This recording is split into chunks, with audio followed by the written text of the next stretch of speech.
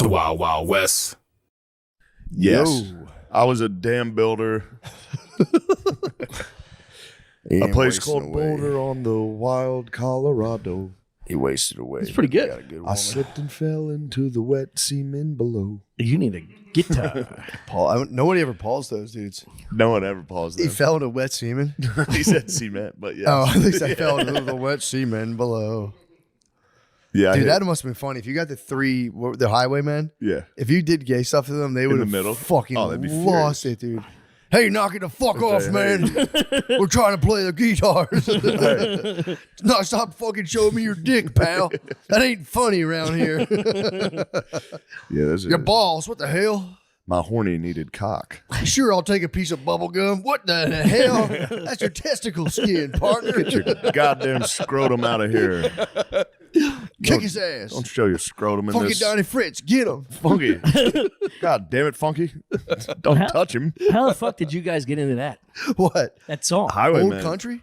That was Matt's. What was the name of your playlist? Oh, Introspective Badass Playlist. Introspective But Badass. you've come across the same genre yourself. At a certain point, you can only listen to introspective badass songs. Yeah. Your brothers turned me on to some beach songs. when True. we were in Florida. What I was got he a hitting you? whole- Some yacht rock?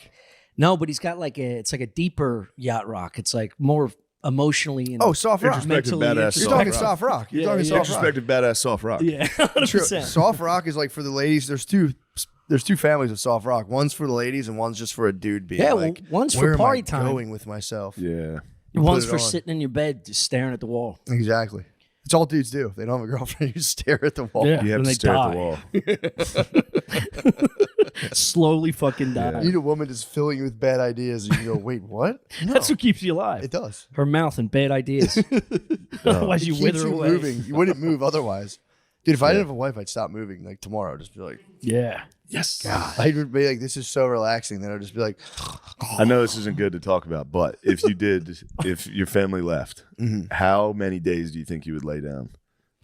That's a great question. Like for real to catch some Z's, dude, not exaggerating. catch up on some Z's. Not even depressing Z's, just like It would be, fully. All the Z's he's lost. dude, just like my last- biological. I feel like you were to like, if you were to suspend my physical organism out of my family structure, where I was Yeah. just laying there, yeah, dude, I'd be You'd catch Z's. a week. It'd be You'd a have to week. go back to being. You'd become a feral pig again.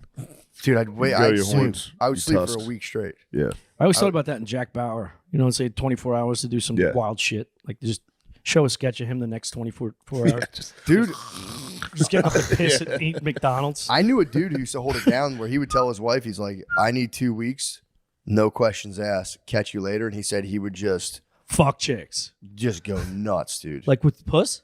Everything. Really? Coke, hooker, everything. How He would often would the just- 2 weeks come in? Huh? How often? Well, like what's the I distance? think the wolf would howl within him and he'd be like, I gotta go. I gotta And go. he would just go fucking nuts. That's kind of introspective badass though. Just like It is. Hey man, I gotta hit to the tavern.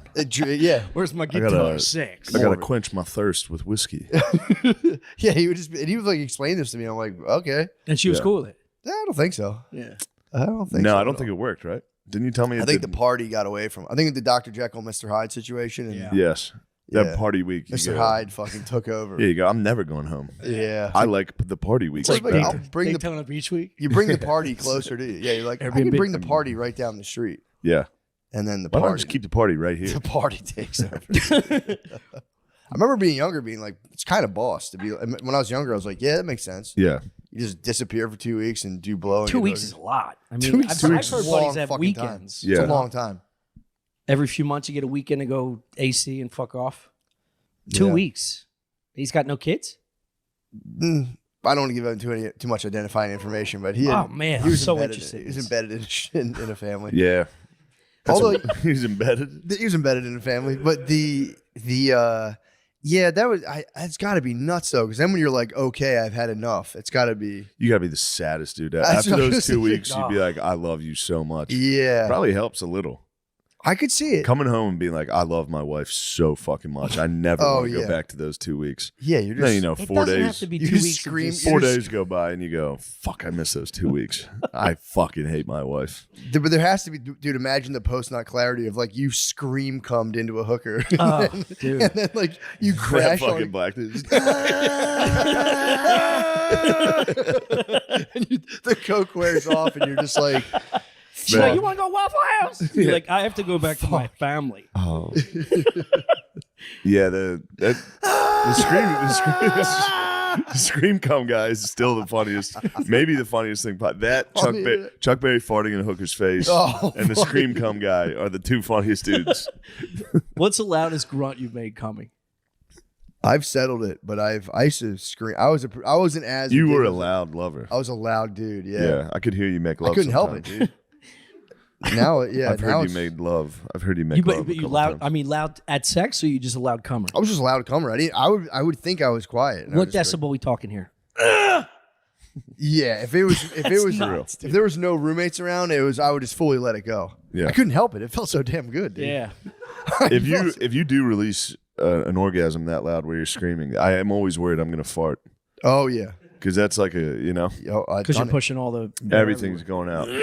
brother. I've done it.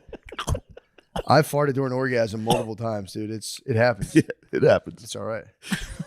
There was ones I got reminded of one recently, like that one time you farted When you nodded, and I was like, "What?" And I was like, "Oh, dude, I forgot." I was getting head. probably I like a urinal. farted during head. I'm not lying. Oh, no. you Chuck Dude, Berry. It felt too damn. It felt too damn good. Chuck I was your like, wife. "Damn, baby, you feel too damn good." It's not my fault. You snatched my soul. Dude. That's an immediate stoppage, right? Yeah, I I was mean, there's coming. the I mean, nut. I was coming. Oh, Ball it was in the comes end up- zone. Oh, okay. Yeah, the coming brought it on. I thought you made just blue horn while I was just popping off. No. Right as soon as she started. Let me get settled in, babe. It's also got to be like a urinal fart too. It's not like loud. It's just got to be like a Sweaty butt. It's also sweaty butt. blurp. Dude, Yeah. it's sweaty butt. Yeah. It's head sweaty butt. Just flapping out like a. Your legs are completely straight. She's like, That is my personal curse that I can't come unless I'm like the nutcracker. My legs, dude. fucking elf on the show. For real. Proper pop. No, that's not. You're not wrong, dude. I need a chestnut right in my jaw. I'm gonna pop. Legs locked is a thing. Sometimes I'll be jacking off and be like, God damn, like my knee. You know, you ever hurt your knee while Yeah, you're it's like your elbow after throwing darts for an hour. What the fuck crazy. did I do yesterday? You just limp out of the shower like, yeah, what the fuck, man? Fuck, I just ran a mile. I feel like I get more vocal the more I come. Like if it's like a 3-day beat off Yeah. or 3 beat off day, like the third, I get You're going louder. feral. Yeah, you start growing tusks. Well, there's Yeah. It's tough time. yeah, there's nothing coming out. It's the better it feels. For some reason. The deeper you get into it. Yeah. You're saying once you get rid of You're all Once three I get nut rid of all the days. cum, it's just, but it's a grunt. It's once Yeah. you just spaz, it's your body straining. yeah. That's your body screaming. Your body's going, stop. Just one more, babe. Yeah. Just one more body. I have to quit. I'm cum rich right now. I'll be honest. I'm cum That's rich. good. I'm Yeah? loaded, bro. Yeah, it's crazy. I just found out I want to get my sperm tested, and they'd say you can't beat off for 3 days, No, so you're up out. to 5. Yeah. Ineligible. So I'm gonna wane off. Like if I was trying to Yeah, quit you're gonna drinking, get sick. I'm only gonna drink 5 It's gonna be beers like this those day. nuclear tests in the desert. They're gonna be like, my God, the force unleashed. Dude, our boy was saying it. The jerk off booths are like classic. Like there's like magazines and like VHS tapes still. Really? It's like people just go in there and they perform like you would in the 70s or 80s instead of just using your phone. Like they're grabbing VHS tapes filled with that's- other dudes, glazed with other dudes cum, Oh my God. popping in a VCR, and This is hitting a buttons, viewing booth. touching buttons. What made you want to get your sperm There's just a test? guy in there jerking off with you. Yeah. I just want. I turned 44 and I was interested to see what the Just boys want to are see up what's to. going on. True. Yeah. See it'd if be they're good back to know. swimming. See if they're just fucking. See if they're. I don't know. They're all gone. Singing in a circle. See if it's The a boys lazy are gone. river. Yeah. Yeah. See how many dead soldiers we have. Just good to know too. Be cool to like see what's up. Yeah. Just thousands of them bloated on a Especially- battlefield. Especially if you can't get pregnant or you can't inseminate. Yeah. It'd be nice to blame the woman. Never tell her. Yeah. Oh yeah. Just Don't be ever. like, something's wrong with you. Yeah. I must go away for 100%. 2 You can't- weeks yeah, to find yeah, my yeah. next piglet. Yeah. Big Yes. 100% of mine. Mine Most works. active, Yeah. It's No, you 100%. that's failing us. We need an heir. Would you break up with a woman if you definitely wanted kids and you found that she couldn't? I don't know. That's a tough one. It Yeah. is. It depends how much I cared about her, but yeah, I Or don't you know. just go, let's get a surrogate, or maybe I get a second Sure. girlfriend that can actually handle it. Surrogate. Now all of a sudden we're talking a very nice fantasy. Yeah, it's a tough combo. That's actually kind of that'd be kind of nice too. Just even obviously you don't fuck the surrogate, but like being like my cum's in there. Oh, Yeah. yeah. You know what I That mean? is hot. Anytime you see her, you go, goddamn. Yeah. My jizz is in there. Hopefully. Just get reminded over breakfast, like, wait, so I'm this whole thing's kind of mystifying me. Where's my cum exactly? It's in the lady. Nice, I'll be right In back. your pussy? That's good to hear. I'll give you 20 grand. Carry my seed. Or just to make it like her feel better about the thing, you could shoot into her and have her drip it into the other Oh lady, my god. just to keep everyone in They the lack. mix. Little cum swap. Just so Yeah. people don't feel Have her left out. Spit it in there. Just so people don't feel left out. Like an avatar tail. Just two fucking labias. Just Yeah, that's an unfortunate circumstance people run into, and you have to just be like, you'd have to be like, all right, we're going to adopt 10 kids. We're going to adopt 10 kids, and we're going to hold down a 1950s household where you have to do everything. yeah. If you have the money, it's nice to collect them like trading cards, get all different colors and shit. You can get foster kids and get paid. You know what I mean? Yeah. Just get a wild ass family. Yeah. Yeah. I'm talking native to Cambodian. The whole thing. Yeah. There's not a big jump there, native to Cambodia. They look the exact. They look very similar. It's a poignant observation. It is. Well, similar, close to the equator. For sure. Yeah. You want more of a continuum. Yeah. I hear want. that. Yeah, I want Siberian. I'm just fucking mad at Beyonce right now. What's wrong with her? Did you read her latest? Did you see her movie? She sucks, dude. She's turning into Oprah for me. I can't stand to look at her now. What happened? She's just too dramatic with all her fucking riches. Yeah. Yeah, well, she put out a movie now. Yeah, she's acting. I'm so tired of her acting fucking spoils. normal. Yeah. It's like, get the fuck. You are an empress. Yeah, she is. Now you sound like a part of the Beehive. You called her Empress. Yeah, I did. No, Queen dude, Bee. she put out a movie like Taylor Swift. Apparently it's a thing. They're putting out like tour Yeah. movies Their now. concerts, yeah. Concert movies. So You she put out bypass- a concert movie written, directed, produced by the Queen Bee herself, obviously. Nice. Yeah, She Queen- directed it? Yeah, dude. Nice. It just says so much. I mean, a lot of the stuff she puts in there, like what she leaves out, says more than the stuff she puts in. Where did you read that?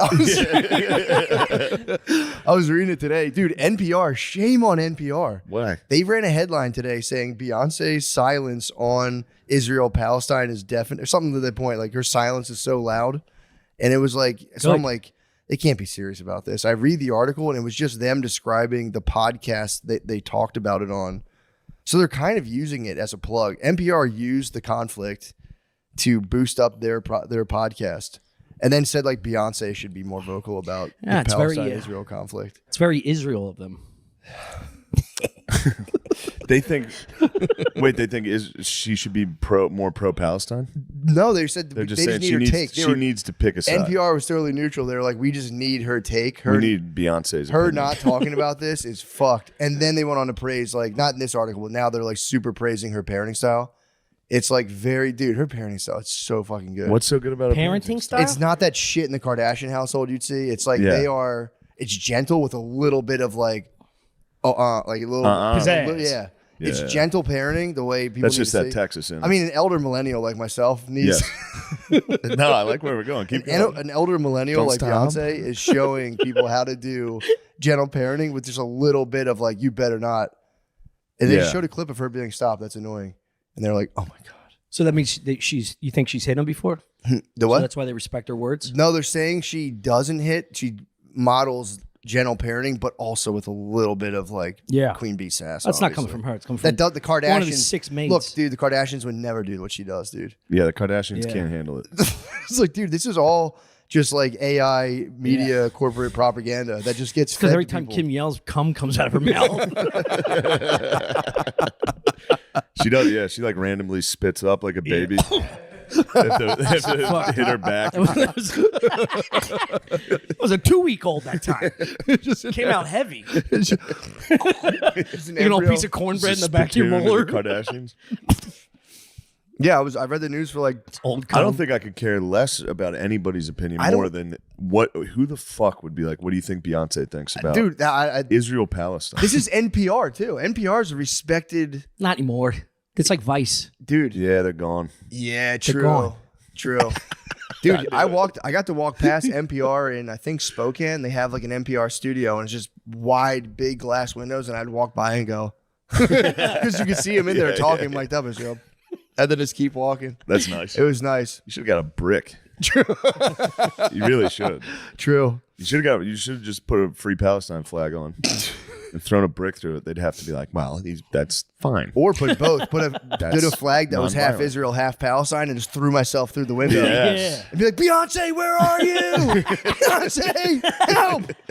Speak, my queen. We need the Queen's take.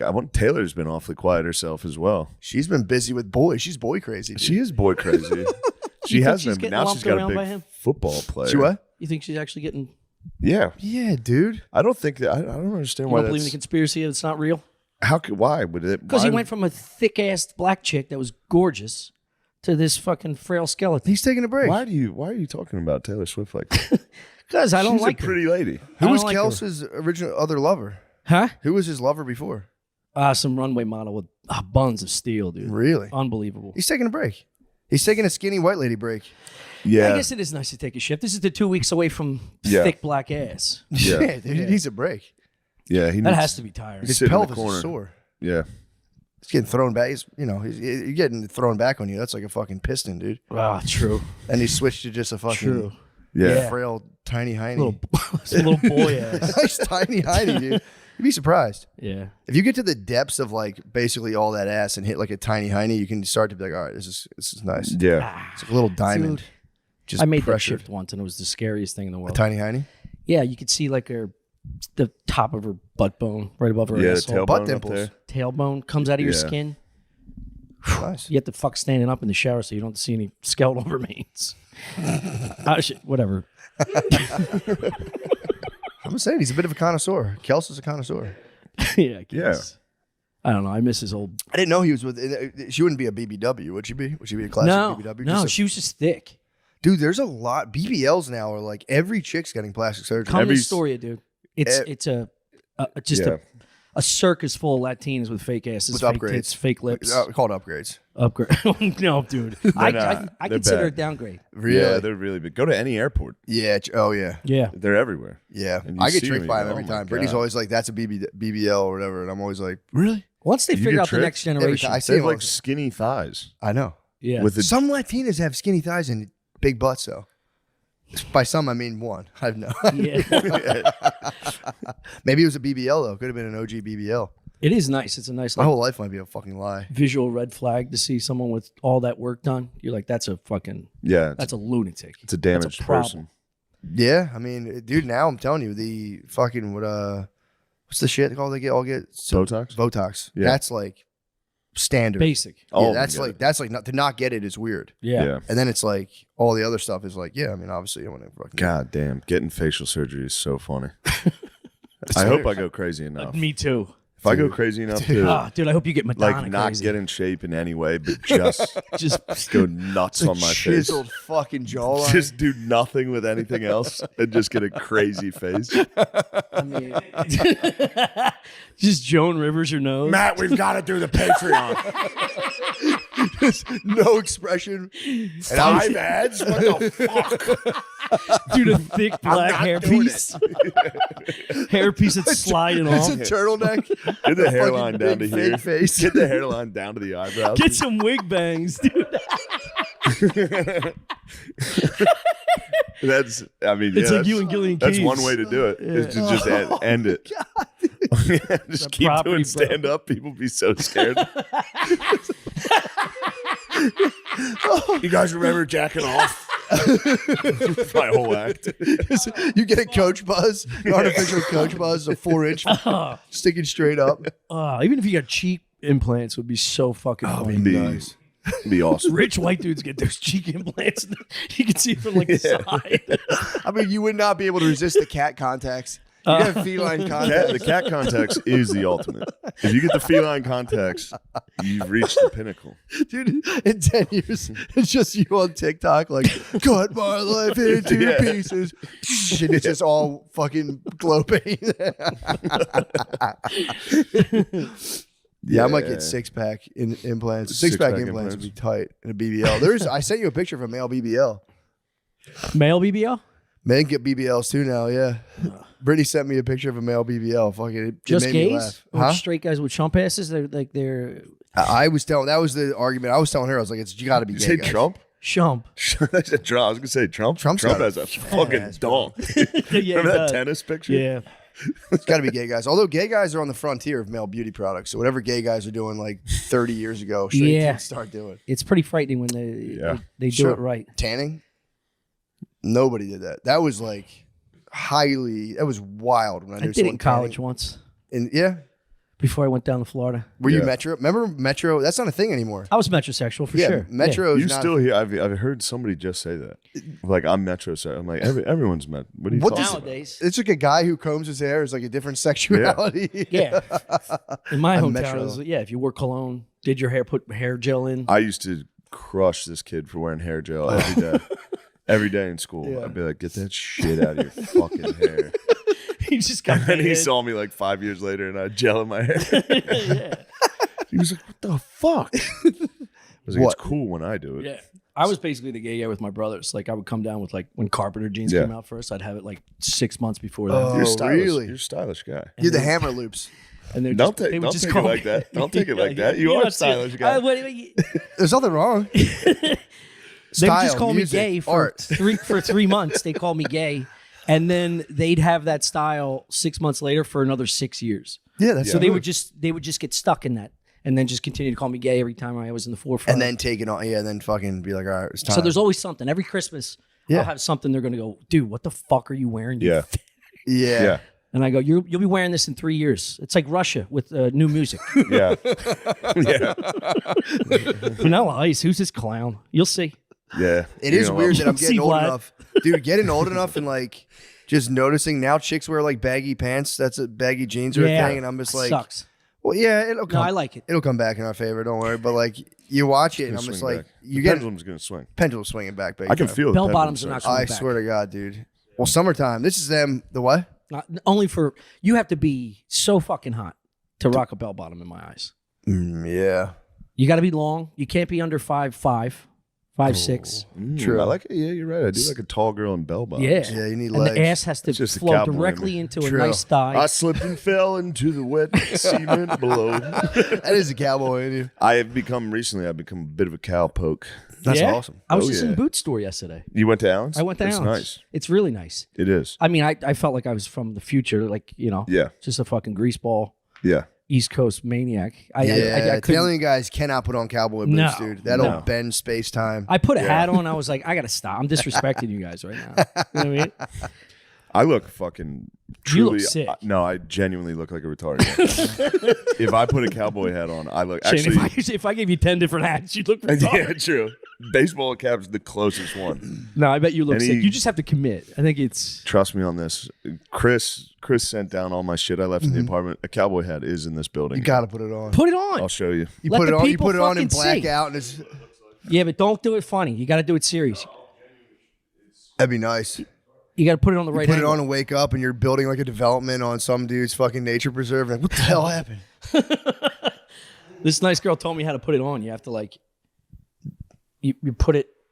Oh, you got to put it on the It's front. got to be snug enough for the wind not to kick it off. True. So you have to get like a certain. I'm in between a 7 1/4 and 7 3/8. The cowboy hat. You didn't pull the trigger on a cowboy hat. No, she said she'd have to stretch it for me to get. I was like, I'm not wasting your Yo, time. tell I'm not yo. buying a fucking $6 Like I'm reading cowboy what hat. I'm picking up what you're putting down. How about you chill out, dude? I'm here to get a fucking cowboy hat. Yeah.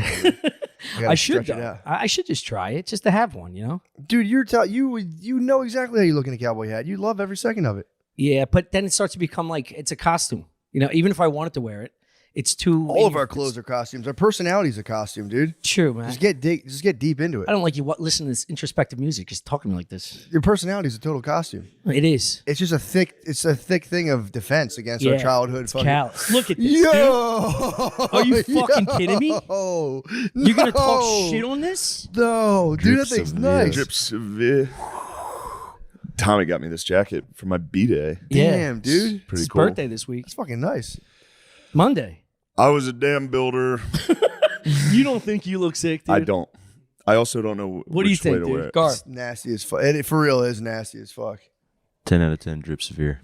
I Thank think you. you just have to commit to it for like a week and a half. I'll never wear it. Cowboy Out hat. here, it'd be yeah. perfect. No, Yeah. it's crazy to do that. It is the perfect hat though for a dude. It's the straightest hat possible. And when you're this big, if I had that size, I'd make some decisions. Yeah. True. In the house and out of the house. You know what I mean? Yeah. Pure domination. With a hat like that. It's time to dominate. I'm going to put on the hat. Chicks love that stuff. Yeah, so yeah. Tommy was explaining how you have I'd to, say, you have could to I put get it on and you have a it. Coca-Cola with my chicken tenders? I'll just have the chicken tenders. This would be perfect with your future face. You should start doing that for stand-up. Dude. You guys have a kids menu? Can I get the quesadilla? Just cheese, no salsa. You're just on a Vespa. Just plain. Take it back Chicken. to the window. What is this green stuff? Yeah. I didn't want that. You should take a nap on stage and put it down over your eyes and just like, let me rest here and just take a nap. And then just lift your hat up every 5 minutes. And go, well, let me tell you a little something about this. Hey, folks, let me tell you a little story. That'd be fucking tight. Yeah, my need hey, Beyonce. let me tell you a little story. My uncle's retarded. Let me tell you a little tale about my retarded uncle. His hunger required some grilled cheese sandwiches. Boy's meaner than a rattlesnake. And boy is sweeter than your mama on the front door of lemonade sitting around. You know what I'm saying? Mama's backstrap molasses pancakes on a Sunday morning. Oh, you get some of them flapjacks that's coming out of the old Flapjacks. Back out for a half hour. just like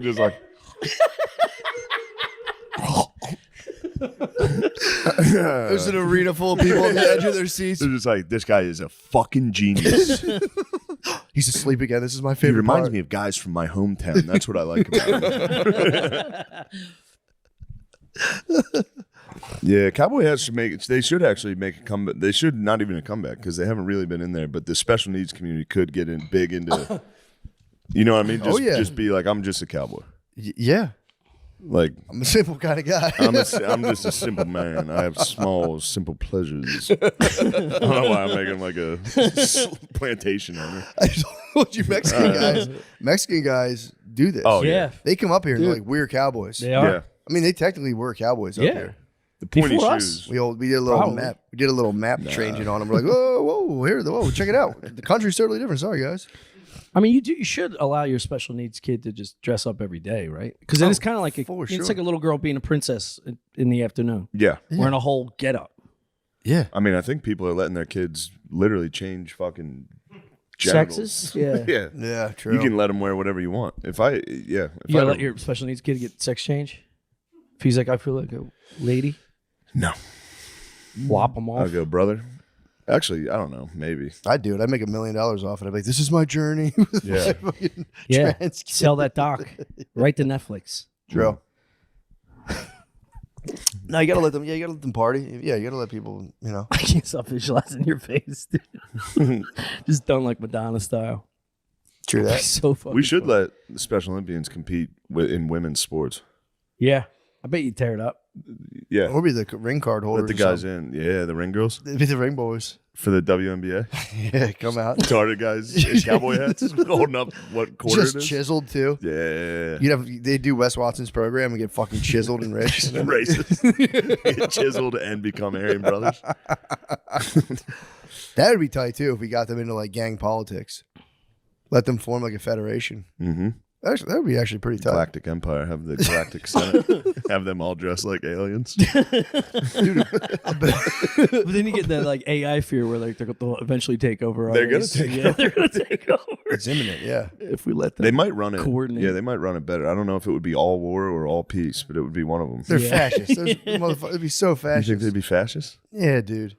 It would be airtight, dude. I don't know. They might be good at sharing. Utopianist. They might be like. True. They might be like. They're all happy for each other a lot of the time. True. You know what I mean? Like Special Olympics. Like if a dude wins, everyone's like, Yeah, but then someone's going to We catch all wind do. of their peaceful nation and colonize it. for real. That is Get some Wakanda. Spanish guy would Yeah. be like, A conquistador shows up, takes their French fries, finds out they have a post ton of Roblox. They have a ton of Roblox gold. He'd be like, dude, we got to get this. Apparently, there's like pedophiles on Roblox. What? I didn't know this. There's like pedophiles that chill on like Roblox and like, I mean, basically Xbox Live. You got to start pedo hunting on Xbox Live because there's pedos that chill on there. The hunter has become the hunter. What do you mean Roblox? Like I don't know. physical It's Roblox? like Minecraft. I never played it or I don't know much about it's a it. game. The hunter has become the hunter. The game within the game. The game within the game. I'm on Call of always Duty just a lobby. pedo It's just sitting like, in a robot. hey, what's up? I'm 12. My dick's hard right now. Just fishing. Just chum in the water. Just chum in the waters. You just hear Mike turn on, just like, what? Got him. Yeah, I was watching a thing today about a guy. He's just a guy. Apparently, Ohio has a pedophile problem, which makes every sense. state might. But yeah. Apparently, Ohio's like number one. The Buckeyes. The Buckeyes, State. number one. Ohio, for some reason, through something, has the most pedophiles. Ohio has the most, almost everything. Yeah. Really? Yeah. It's just a terrible place. Great to live. coaches come out, great presidents. Yeah. Yeah, I think they you're have the going most. negative. I think they have the most presidents. I mean, makes sense. Yeah, It's a pressure cooker. it is a pressure. Ohio is a pressure. Pedophile pressure What's cooker. that fucking shit Billy kept saying? Ohio resident or whatever. A true Ohio resident. Yeah. Ohio card revoked. Yes. What is the Ohio card? Pedo license? Some internet bullshit that we just An NBA game can change in an instant. No matter what happens, you know DraftKings Sportsbook has your back. This week, new customers can score $150 instantly in bonus bets just for betting $5 on basketball. Win or lose, you get an instant dub. Betting on the game makes everything a little more exciting. Download the DraftKings Sportsbook app now and use code DRENCHED. You know what's exciting? You know what the best part about gambling is? It's super exciting? Why? When you have to tell your kid you lost their college fund. Only on DraftKings Sportsbook with code DRENCH. The crown is yours. Gambling problem? Call 1-800-GAMBLER. In New York, call 877-8-HOPE-NY or text HOPE-NY 467-369. In West Virginia, visit www.1800gambler.net. Please play responsibly. In Connecticut, help is available for problem gambling. Call 888-789-777 or visit ccpg.org. On behalf of Boot Hill Casino and Resort, Kansas, must be 21 or older in most eligible states, but age varies by jurisdiction. See DraftKings.com/sportsbook for details and state-specific responsible gambling resources. Eligibility and deposit restrictions apply. Bonus bets expire 168 hours after issuance. Terms at sportsbook.draftkings.com/football terms. Are we supposed to read all that? No, that's verbatim, brother. Yeah. Yeah, you have to read that. That's crazy. Well, That's anyway, Ohio it's state law. good you guys got all that information. If we can help one guy Exactly. in Connecticut, 1-800-7 one of you gambling addicts in Connecticut, sports football. it was worth it. Dude, 1,000%. This is our philanthropy. When you're trapped at grandma's this holiday season, you're going to need your nicotine fix. Stepping outside for the freezing cold for your fix is miserable. Time to try something new with Lucy Breakers. They're the cool nicotine pouches that you can use anywhere. Each one has a capsule inside that breaks to release flavor and hydration. They come in 6 awesome options: apple ice, mango, mint, berry citrus, espresso, and apple cider. What's your favorite flavor? Me? Yeah, Mangoes? that's perfect. You can even choose between 4 to 8 milligrams of nicotine. So whatever you need out of your little escape, Lucy delivers. I love a little escape. Dude, it's the best. And I like the hydration aspect. It does pop in your mouth and you get a little fucking liquid in there and you go, Visit lucy.co. Use promo code DRENCH to get 20% off your first order. Shipping is always free. That's lucy.co, promo code DRENCH to receive 20% off and always free shipping. Here comes the fine print. Lucy products are only for adults of legal age, and every order is age verified. This product contains nicotine. Nicotine is an addictive chemical. it is. So yeah, it's only for people who are 18 and above. Yeah. So if you're trying to like make friends with someone who's younger, don't give them fucking Yeah. If you're trying to be cool. Yeah. Don't do that. Don't try to be cool for someone younger than you and give them nicotine. Yeah. We don't stand for that. We don't. I'm telling you, man, I think Ohio has a serious pedophile problem. I caught a shred of information on the internet. I'm here to report it. Stated as fact. I believe I'm that it pretty is sure true. It's like K&A with heroin. I think they all stand out there and they're like, Do you come ever here. enter your address in that app to see where they're all at? It's Oh, I've done it before. it's crazy. I did it in my old house, and then I walked to the building, and I stood outside and just menaced. I was like, You found where the pedophiles were? their lair. Yeah, there was a. You should see the one by ours, like the 3 or 4 block radius. There's like 20. What? Dude, all of New Yeah. York is lit. Not Piacito. No. No way, No, dude. but No. he should. I mean, he's on the list regardless if you Yeah. diddled or not. Yeah. Guy There's rides a lot around a of- fucking unicycle in There's the a lot summer. of them around there? Huh? There's a lot of pedophiles? Yeah. Yeah, there was surprising. Around my neighborhood, there was remember I was telling you I tried to find it, and their address was like to like one of the local trade buildings, but I think they lived in a place above it or they threw it off.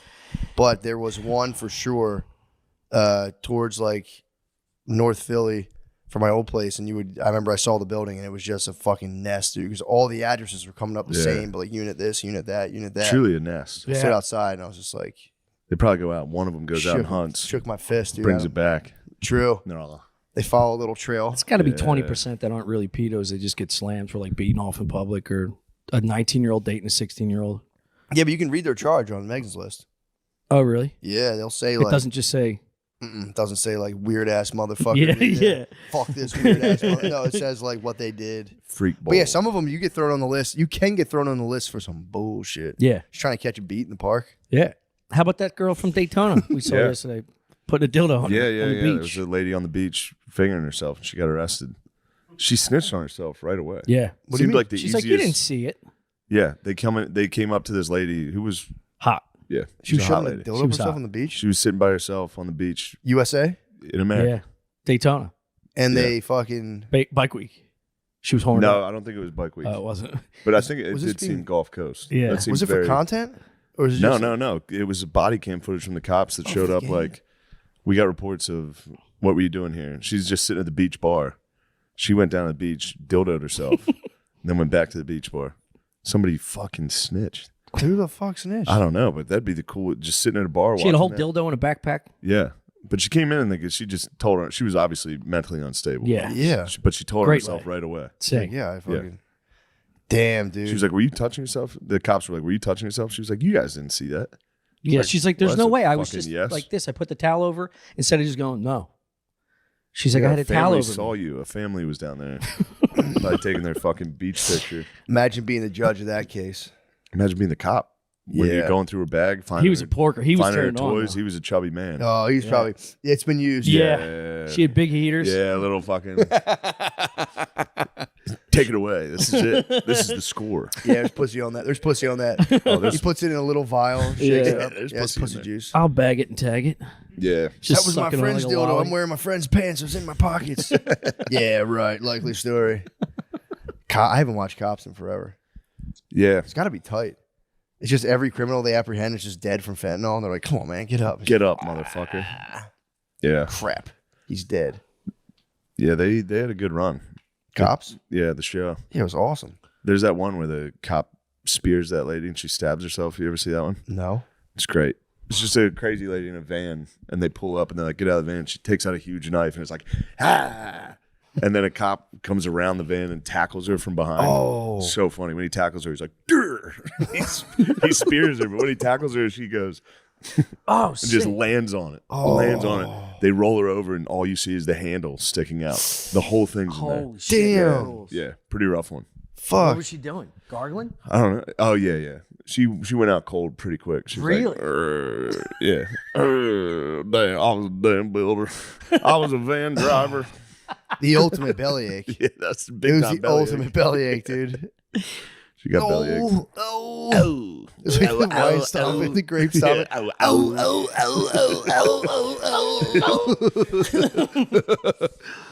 Yeah, if you're a lady with a knife, that's dude. There's nothing worse than Knife like in your gut. if you have a son and he like stabs himself fighting a cop, you're like you're sad, but you're like it's bound to happen. He's a badass. Having your daughter stab herself while wrestling a cop is just like fucking. Isn't that the most Christ. pain? They say getting shot in the Getting stomach. stabbed. I don't know. It's like the most painful of all. Gut the, shot. I can imagine it. I don't know. It I would bet sting. that hurts the most. Just all your lunch leaking into your. Yeah. All the Chipotle getting out. Oh, the pole being The released. Chipotle being being released. released into the beans. Your body just disintegrates. I might become more powerful if the Chipotle gets released into everything. Because right now it's just in the gut, and I'm pretty powerful. It just heals the wound. It could heal everything. Just Wolverine. Unchewed piece of beef pops in the hole. Just have little Patchy drywall. little bean-shaped fucking things out of your Yes. skin. That'd be actually kind of nice. Yeah. I think Chipotle's having a renaissance. I really think they are. Chipotle down here is pretty They good. fuck. Hey, True. I mean, down here? close to the Masters. Close to the the Masters. true Chipotle kings. Guys probably walk in there and spit it out. I'm like, I'm offended. What is this mush? Yeah, the Chipotle is coming back. I think so. They got the carne asada. They were falling. What's the Chipotle looking like down here? What's the staff? I haven't even seen them, bro. You're word. just all digital. Just bring it to me. Bring the Chipotle. You're like the emperor to in my China. door. Dude. You're the Yeah, Chinese emperor. What's your dude. seamless like down here at Grubhub, whatever? it's good. It is? Yeah. I thought it'd be But hard. I mean, I'm not even trying shit. I'm just getting Chipotle. True. Really? Yeah, I'm crossing Chipotle. dude. It's You've had crazy. Chipotle multiple times a day? No, not multiple times a day. I But think you I'll can't be have honest, it I multiple have times hit. a day. I have definitely hit back-to-back days of Chipotle. I was eating Chipotle when you walked in. Yeah, I know. Have you eaten Chipotle twice in one day? Me? Yeah. No, I've No, never I eaten don't the think same I food have. I don't think you twice. can. I don't think Yeah. it's physically possible. Yeah, In one day, I mean. One bowl, I can eat one Chipotle bowl and not eat for the rest of the day. It's- 100%. That's what I ate yesterday. Yeah, Yeah, dude. it's the only thing I ate. There's a yesterday. place point of by Chipotle. us is 2 days ago, it's knockoff Chipotle. It's what's it called? Hot peppers. Hot peppers. I split the bowl in half. He It's two crushed. meals. He loved hot I peppers. Hot fucking peppers is crushing so hot good, peppers. dude. Yeah, that was really good. Because they're not commercial. They can give you healthy, bountiful scoops. True, dude. I don't want to have anyone lose their job. I hit a Sweet Green yesterday or a couple days ago. Sweet Green fell off. I was ordering Yeah, Sweet fuck Green them. here for a while. They fell off. The one near me is fucking It's back. dude. They have herb roasted. They're herb roasted chicken for real, and it's not cut into little What are the cubes, portions like?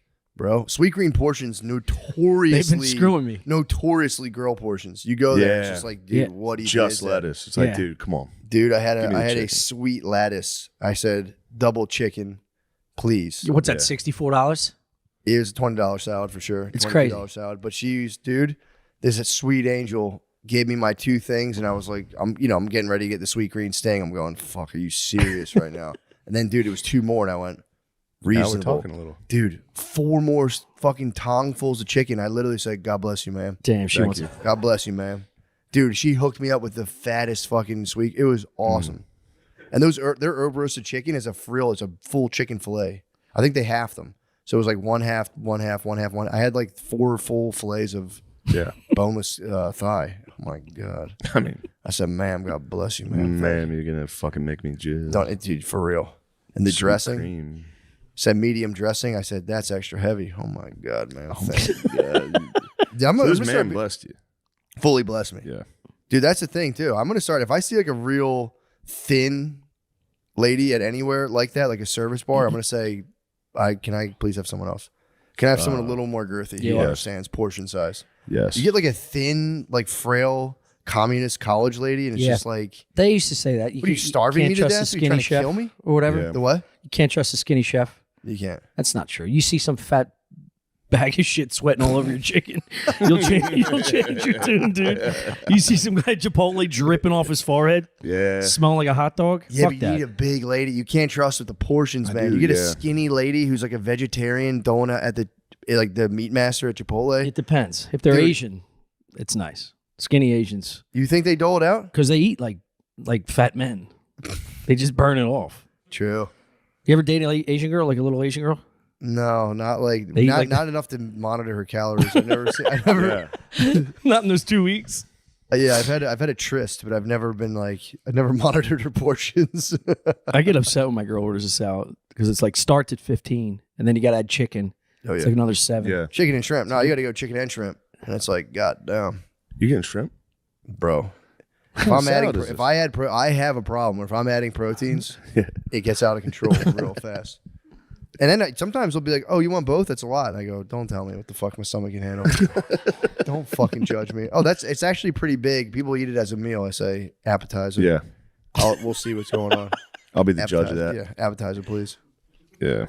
I got it from my daddy. He's the king, dude, of ensuring portion size at restaurants. Yeah. He goes, "Let me get a salad, big salad," Yeah. and he's like, "No, like a big entree size salad." And they're like, "All right," Nice. crushes it, and then it's steak.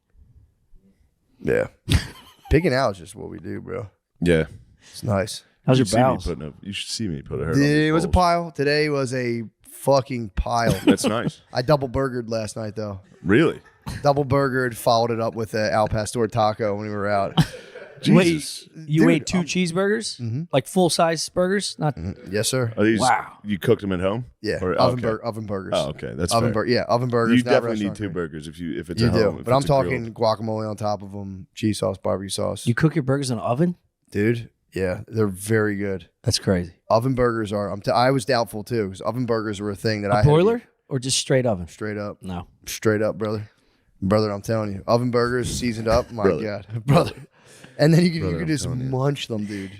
You make like 50 of them in one shot. They all come out at once. In the restaurant industry, we call it fire. They all fire at once. Order 42 all day, fire. You know they have slang in the kitchen. Order 42, fire all day. Dude, Train by day? They do Joe Rogan's podcast all day. Train by day? All day? What is that? All Repeat day everything. means like it's done or something. I fucking forget. They go, order 42, fired all day. There's a bunch. They have slang, dude. They Yeah. for real think they're in the army. Yeah. We are just all pillheads. I went to college, learned how to boil potatoes. I learned more from my fucking grandmother, dude. My abuela taught me how to cook. Really? Dude, in my abuela's kitchen, dude. Oh my Yeah, I didn't know you were such a foodie. You're a foodie. dude, my abuela's kitchen was like any other, dude. What did you learn? The spices?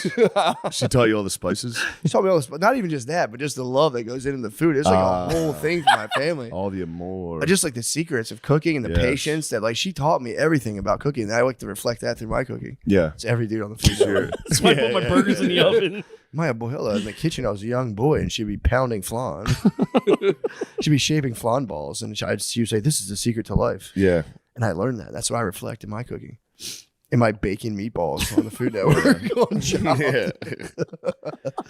My I never knew my abuela. Both my abuelas had passed before I ever met them. I had one abuela alive. Did you really? And she was not a cook. She was mean. There was no love in what she was making. Yeah, no, She wear yeah. a bra. Yeah. My Irish abuela showed me the ways of cuisine. I always just picture big Irish grandmothers with their tits swapping. No. Why do you think Irish grandmas have the tits? Because out? all my aunts. just- Italian guys fetishize Irish women, and I hate it. They do it Yeah, all the they time. do it a lot. Fetishize Irish women. They do it. all my Gardini's aunts. a product of it. Yeah, it's your wop daddy you got in there.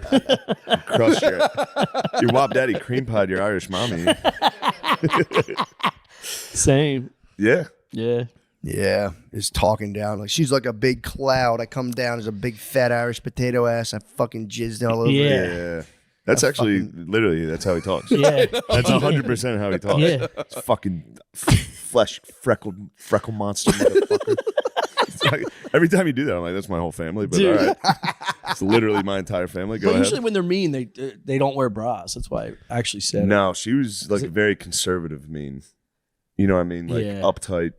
She would never my grandma would never let her titties out. Yeah. True. Old Patty Kilkenny. Double bra. Never gonna let the titties out. Patty Kilkenny. Yeah. My parents are from Kilkenny. Nice. Yeah. Swag. My That mother, is- not my yeah. father. All right. Guys, we're back again to talk to you about how you should be shaving your balls, and if you're not, that's a problem. This isn't about looking hot. Ooh. This isn't about looking hot for a partner. This is about giving yourself the Christmas gift of some silky smooth balls with Manscaped. Their new Performance Package 5.0 includes the Lawnmower 5.0 Ultra Body Trimmer, the Weed Whacker 2.0 Ear and Nose Hair Trimmer, their fucking cocksucker, their Crop Soother Aftershave Lotion, and Crop Preserver Ball Deodorant. Personally, I like it. Oh, I love it. I love it. I've rubbed this shit all over my dick, dude. I I won't stop. personally endorse it. I Dick's rub was it all fantastic. over my cock and balls. And there's been nothing but good reviews about my pubic hair ever since. For sure. When girls pull my panties down and I lift my ass up. Yeah. they- Oh, I go, used to have to bear the humiliation of going to a Latino barbershop and just pulling my pants down. and yeah, having shave them my do pubes. that. Yeah. And they put the oil on it My after the fade. icicles. You get a Icicles. Caesar. Yeah. Now I get the privacy of my own home. When you guys get the Performance Package 5.0, Manscaped will even throw in 2 free gifts, a super comfortable pair of boxers and a bag to store all your shit. Perfect. So, guys, this is very important. Get 20% off and free shipping with the code DRENCHED at manscaped.com. That's 20% off with free shipping at manscaped.com and use code DRENCHED. Guys, you need to fucking support this company. For sure. It's time to admit that your man cave sucks. Give your space a serious upgrade with Displate. Displate are solid metal posters that you can install in just a few seconds. You get to show off the stuff you love in a way that makes your space look cool. Yeah. Displates come with a magnet that you stick to the wall, and then the metal poster sticks to the magnet. That's how magnets work. It's that easy. Dude, you've seen our Displate. We don't have to show it off. Yeah. Bam. Fucking sick-ass Displates, dude, all Big over the place. fucking lady. Nice Hot-ass tits. fucking lady. I'll tell you what, when you bring girls back to your apartment, and you got Displate posters all over the Of your place, favorite stuff? there's no shot you're not going to fucking get your nipples sucked. Dude, when you can show a lady a metal thing on your wall and say, that's just some of my favorite stuff. That's some of my favorite stuff. I'm trying to make my space look cool. That's Boba Fett. He's a bounty hunter. He's a space bounty hunter. With a simple mounting system, you can easily switch your Displates out whenever you feel like changing your artwork. Choose from tons of officially licensed designs from popular movies and shows like Star Wars, Marvel, and Stranger Things. I thought it was Strange Things. Stranger Things. Like the Upside Down, how fucking scary The is that? upside down scary. Also, you could just get Displates of all the characters. You could have portraits of children in your apartment. And check out their cool landscapes, man cave designs, and even maps of your favorite cities. Dude, I never thought about putting a map on the wall. Map of Austin here. That'd be so fucking We just moved to Austin. sick. It's cool to be ingratiated. Dude, if you put a map of this place that you live on, you'll be so fucking sick. Save up to 40% off when you click the link in our description and get ready to hang art. Discount will be automatically applied to your cart when you click the link, or use code DRENCH when you visit display.com. That's display.com code DRENCH, or click the link in their show notes. Drip severe. Guys, the number one thing your mom wants from you is for you to fucking call her. This holiday season, you can give her a call, of course, and give her Aura digital picture frame. So you'll have another amazing way to stay in touch with your mommy. Personal endorsement. I love it. Dude, I sent my mom updated bathtub pics. Yeah. When your little baby in the bathtub, I sent her the brand You take a new one. I'm like, Mom, isn't this cute? And I You go- stand up in the tub. You go, ain't shit changed, ma. Ain't shit changed. You gave me your genes, cursed True. me. You gave me life. You cursed me with a penis, a working man's cock. Somebody's got to work hard because his penis is small. Thanks, Mom. Aura Frames was named the best digital photo frame by Matt's mom, by Wirecutter and The Strategist, and Fast Company. Fast said Company? this simple, stylish digital picture frame can replace social media in your life. You don't even need social media. Yeah, you can just upload like all like your cousins. Upload and all shit, your and, cousins, like, your every hot girl you cousins' knew in high bikini school onto your- pictures. You can add like every girl you know in high school That would be fucking sick. on your aura. It'd be nice. So next time you need to call your mom, you can also send her a new pic of you from that trip you've been telling her about right from your phone. Beautiful. Wow, that is cool. It'd be awesome. Instead of sending it to her phone, you can send it to the Aura picture frame. And then send it to her. Be like, hey, Ma, it's me at the Chicago Bean. Here I am at the Bean. I mailed you an important This was package. right before I got in a fight with my wife. Here's us at the Bean. And then we got in a very serious fight. She said a lot of things that she can't take back. This holiday season, listeners can save on the perfect gift by visiting auraframes.com/MSSP. That's AURAFrames.com/MSSP. Use promo code MSSP to get $30 off their best-selling frames. Terms and conditions apply. Let's go. Kilkenny's. I like Kilkenny. Good people, good food. When you're in Kilkenny, TVs are a little small for the game. you're family. Oh, for You know what I mean? When you go to Kilkenny, that's familiar. For sure. My grandma's gnocchi was classic Irish gnocchi with the moose. I remember when my Babel met my fucking grandparents. What did Jewish people call their grandparents? Baba. Or Bobble. something. Bubby. No, that's Russian. Place to be to Bobble. Yes. Oh, Bubba. Bubba. I think it's like a Bubbla. Bubbla. Bubbla. Oh, at Bubbla met my abuela. Pop-up swag, though. Pop-up and Pop-up Mama- is Mama and sick, Pop-up. dude. That's what we went with. Yeah, Me too. Pop-up Mama. Yeah. I was in my Pop-Up's kitchen. He would bust out a tin of hard cookies. Yes. If you got the tag grandmom, you were not respected by the mother or father. Grandmom? Yeah, like if they made you say that one's grandma, there's a problem in the Yeah, family. it's not Nana. It's not Yeah. Nana, Nona, Mom. Yeah. I don't Gigi. like Nona. Yeah, it's too ethnic. No, Yeah. no, it's too It's much. too woppish for sure. Yeah. Gigi's wop. Gigi's cool wop. That's mom. what my mom is, Yeah. Gigi. Yeah. My mom and Really? Pop-Pop's is so Gigi? sick, yeah. That's nice. Yeah, my mom and pop up in his fucking swag. And I also think changing from Mom and Pop-Pop to something unique is because they have a connotation to it. Like with their history. Like you don't want to name somebody and it reminds you of like an ex-girlfriend or something. Yeah. So you got to switch it up. I'd gladly inhabit pop up. I have all mine's just dude, he would like give us beer when we were kids. He's the fucking man. It was warm Budweiser's. If my parents left, he'd be like, yo, go drink a beer, dude. Don't be Yeah. a pussy. And I'd be like, fuck yeah, dude. How old were you? 14. Nice. He'd just give you beers and be Yeah. like, yo, let's go. Let's party right now. I think I'll do that. I think I'll give children beer. You have to. He'd be like, go get me a Neighborhood Budweiser. kids. Yeah, just be like, yeah, shotgun that. Oh, Yeah. dude, for sure. Chug that with me. Dude, Please hang out with me. Dude, my brother used to True. go around to the end tables during like house parties Yeah. and just chug all the wine. And one night we shared the same bed. And one night he just woke up like exorcist throwing up hot red blood, which I thought he was fucking dying. So I'm screaming. He's going, just fucking booting red table wine. Yeah. Not knowing how to drink as a kid. Yeah, Throwing up 06. everywhere is so fucking there was funny. all these dudes that would like pillage house parties. Like there was people would have a party, then there'd be like 4 kids who would come and like steal all the parents' stuff and just leave. Yeah. It Yeah, happened a lot. there weren't that many Puerto You Ricans. did that? in my You town. pillaged? You wop. We used to steal Did you really? What'd you take? DVDs. DVDs, family pictures, smoke alarms, remote controls. Oh, you like fucked Wait, their house what? up. You had a whole system? Yeah, I'm not proud of it. Yeah. It's troubled past. I One time, can't tell if he's fucking around. no, I'm not fucking around. One time we got caught and we put it all in a big black garbage bag and like threw it onto Off the their bridge. lawn and drove away. Back on their lawn? And classic wops, dude. We got to get rid of this body. It fell off the truck, Mom. Yeah. Wait, were these regret were these it. family Deal parties on like your smoke friends? alarms. No, like Remotes. a kid will have a party at their parents' house. And Oh, just yeah. pillage everything Gotcha. for no reason. My Upper deckers at those Not was good. oh, pretty- bro, an pretty upper hilarious. decker was Like, yeah, just great. absolute disrespect. My brother would go not to on the disrespect. They took Hey. an upper decker. he pinched a fucking loaf. They dropped an upper decker at my nona's. Not in the kitchen where she makes Quinceañera. it. What the fuck are the gnocchis. smoke alarms? Yeah, dude. I knew someone who used to go to frat parties and the whole time like walk around and try to find the stash because there'd be a knot of 5 somewhere. You Oh, do that, from or you the- steal the taps off the keg. You go to the tap, you would take the taps. Is there like $75 Yeah, 75, deposits? yeah. Rip the tap, and you go find like you go to the bedrooms and someone have a knot of 5s, and you just swipe it and fucking run. Who's that person? My brother Tom. He tried to steal a keg, and he got fucking. They were like, "Get the fuck out of here!" My other brother Kevin, like just got his ass kicked, and Tom was like, "Peace." Yeah, it's a good dirt ball. Yeah, it's a good move. Finding the bag at a frat party and stealing it is. Yeah, I fucking- never even considered that. Oh, That's dude. great.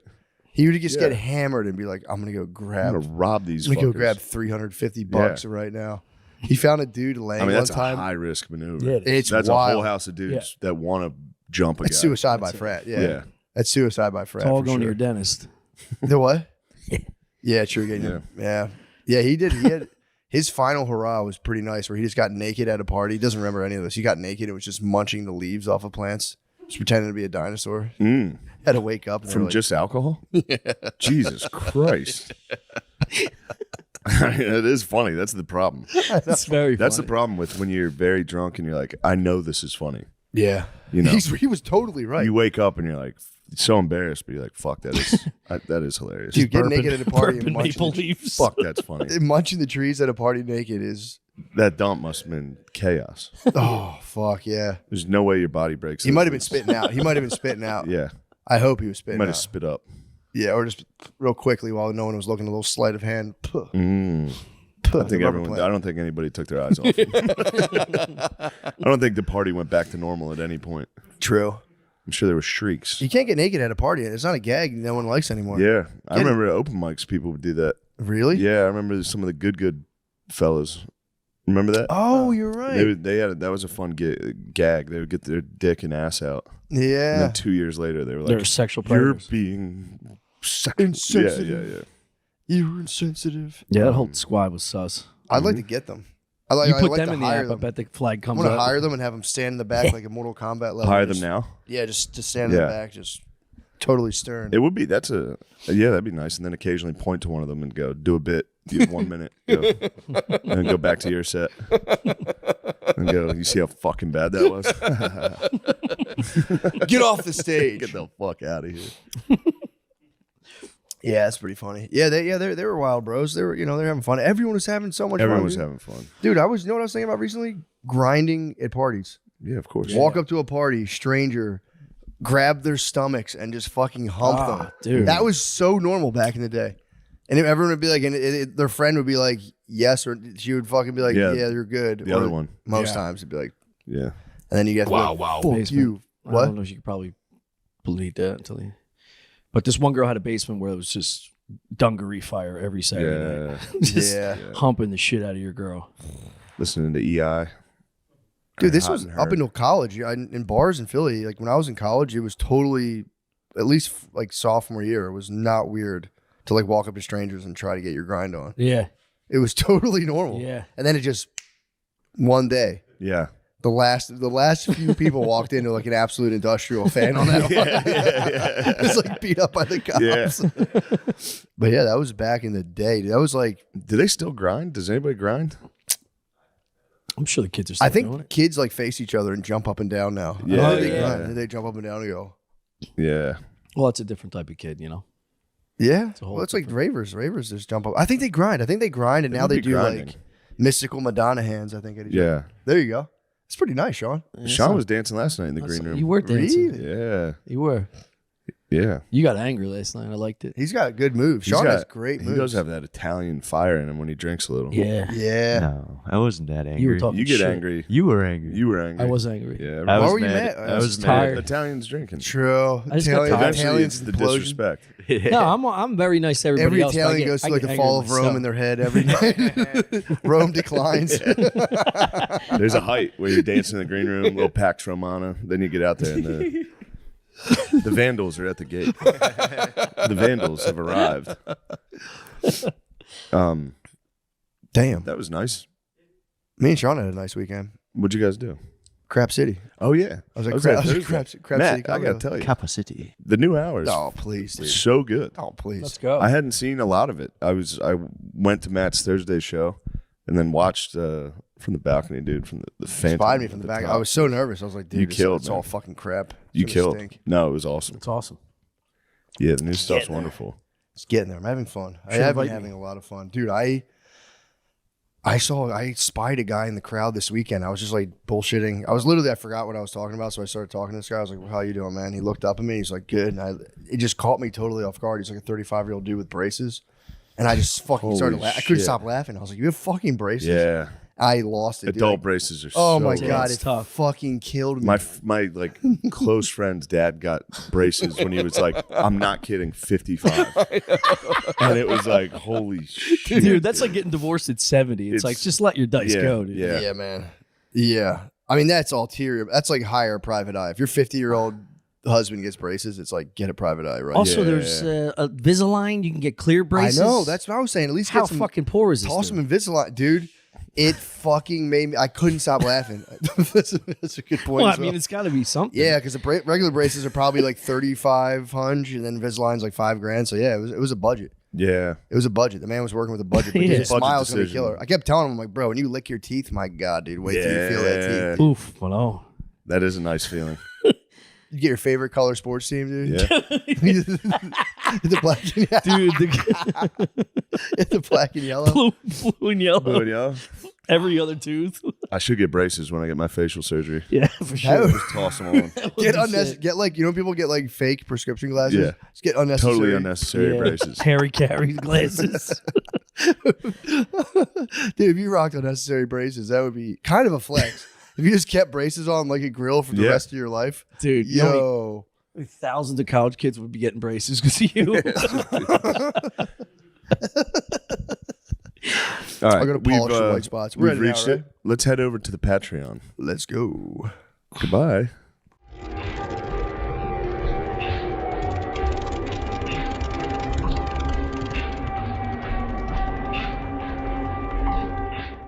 The Wild Wild West. Actor, magician, hypnotist, escape artist, television personality. There are a lot of parts to make up Steve Crawford. Steve and his team of experienced professionals would like an opportunity to tailor a program to meet your needs.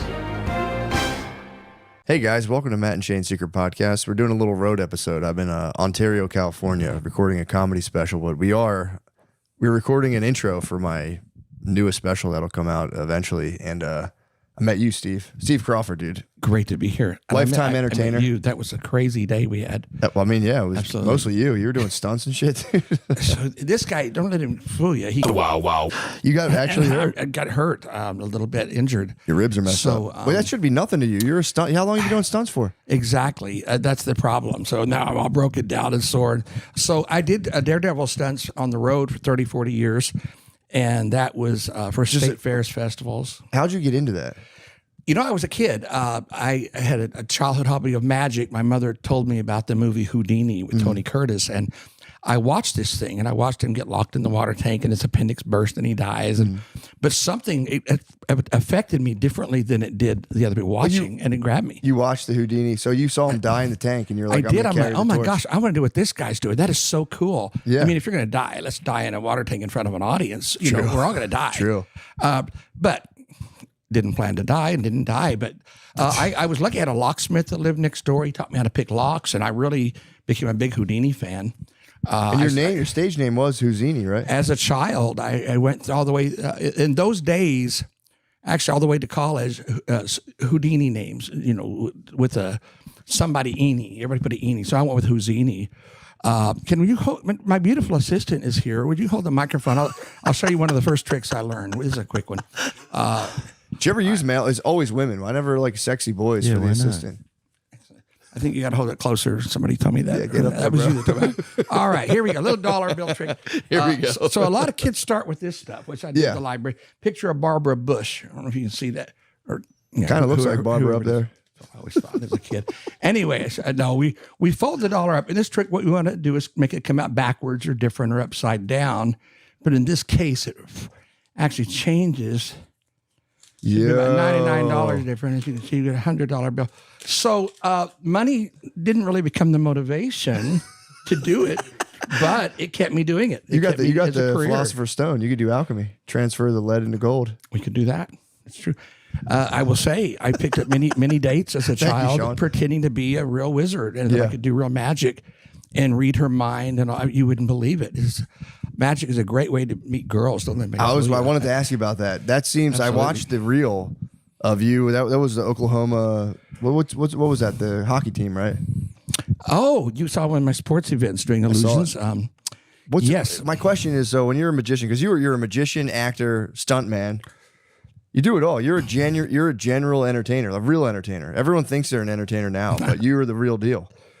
40 years of locking in getting locked underwater, acting. You know, it was the funniest thing when I was growing up. I was the only entertainer that I knew, Yeah. and I mean, I met people who helped me in the business, but you know, I did my shows, and now I look at social media, and everybody's an entertainer. I'm like, I'm the only one on there not entertaining anymore. It seems your like, blood, but sweat, and tears. In the world has changed. Everybody's entertaining. Well, here's the question. So with the magic, you're saying is a good way to meet girls. When's the first time you converted magic skills into just some? I don't know how graphic you want to get. So often. Well, I've got one true story, and it's a no joke. There's a victims protection order on file in Oklahoma. Hold up, bro. On you or the person? The girl who had a fatal attraction, and it was it was this that in '81 I opened for Alice Cooper. I was just his opening act. We did some illusions, and I was a good guy. Backstage, I met with the people who won the radio passes to come backstage, you know, and friendly and. The band members were sleeping with people and all that. I didn't get any of that. And one of the rules I had. How old were you back then? I was very young. I was 18, 19 years old. Okay. So yeah. It's crazy. But yeah, I went to my earlier gigs back in college days. I was in college when we hooked up for that. But I had been meeting girls in clubs and telling them I was psychic. So I felt bad about that. This even in high school, and would read their mind. And of course it worked. You know, they're just, we've got this connection. But I had a rule I would never go out with a girl that I met at a show. Because what they see in the show is not who you are. I mean, you're you're playing a role. You're a daredevil stunt guy with security around you, and I mean, you're playing this image, right? Or you're a funny guy in a show, whatever it is. So those people don't know you. So I broke the rule one time, and boy, it was crazy. Young lady, you can look up, it's still in the file, court case, but yeah, she tried to come on hard to me to marry me. All of a sudden, I'm like, what in the world? We just met. You gave her one taste. She lost her mind. And exactly. And I told her words to me were, you know what? She said, I should have killed you when I saw you at the state fair in September. I'm like, what? Whoa. And she grabbed the wheel of my little convertible, and it was icy out, and crashed it. And then broke in my house later, stole stuff. There were gas stoves in those days. I was a single guy, and turned on all the gas, blew out the pilot lights, and then attacked me through the back door. So everybody on our city block there went to court, and we won. And bro, but I learned my lesson. How many times did you pipe her down? One time. Just once. It was once. She got to taste the amazing what in the Eugenie world? once. And I just don't know. I don't know what to say about it, except, I don't think it's a good idea to commingle, That makes sense. That's kind of like smart. Really So you were that smart, that young, to keep it separate, because that's a good insight to know. Like, dude, this is all glitz and glam. Yeah, it's true. And I learned the lesson. So I really wanted to ask you about that, because doing the county fairs must have been crazy. Like, what were some of the stunts? What was like the craziest stunt you did at like a county fair? Everybody had a favorite, and so at state fairs, we did about 25 state fairs starting in September through November. West Palm Springs, Florida kicks off early February, and Shreveport, Louisiana, not my favorite fair, but that ran right into Thanksgiving. So there was a ton of fairs, and so we had ground acts, family shows, animal circus, kids circus. I did circus sideshow, illusion. So we had that going. Then I booked a secondary act, which was the Daredevil stunt. So one of those was locked upside down in the water torture cell that Houdini inspired, strapped to roller coaster tracks and a straitjacket, had to dive out of the way right before it crashes through, from a screen. What? Hanging from burning rope straitjackets in the air.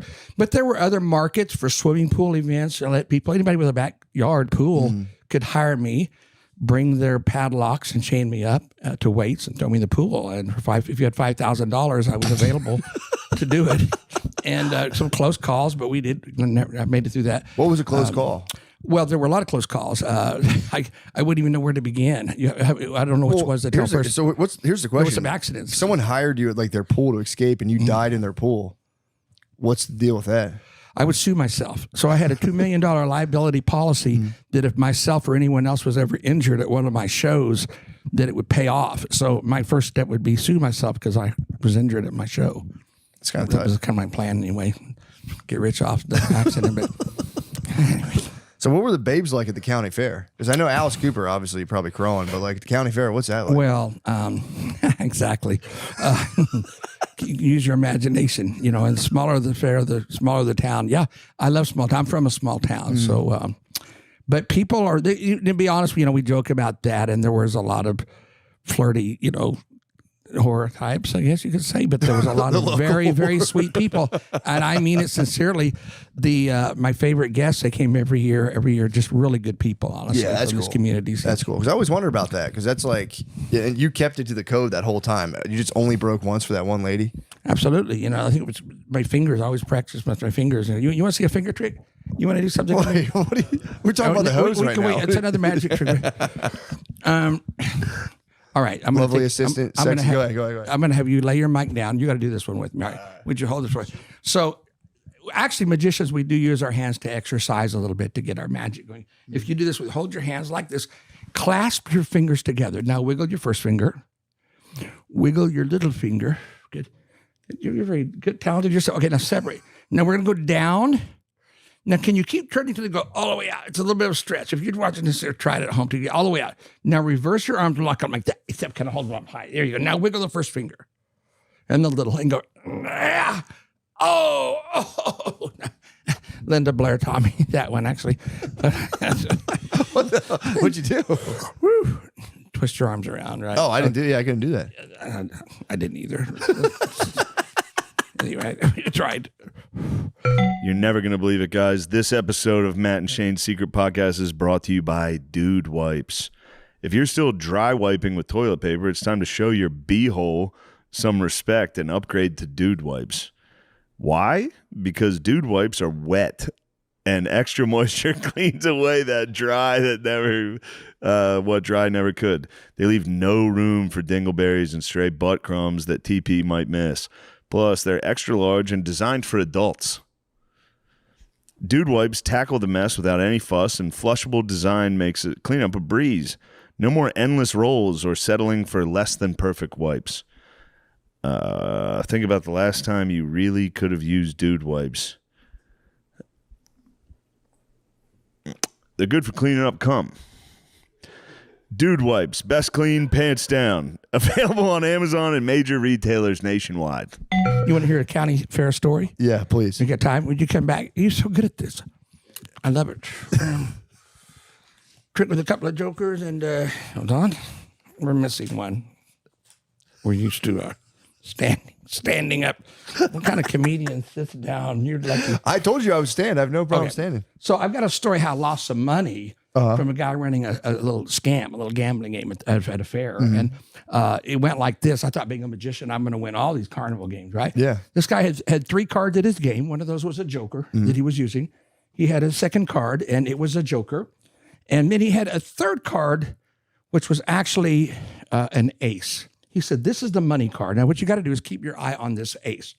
All right, here we go. I noticed he made a shifty move. I thought he put the ace on the bottom.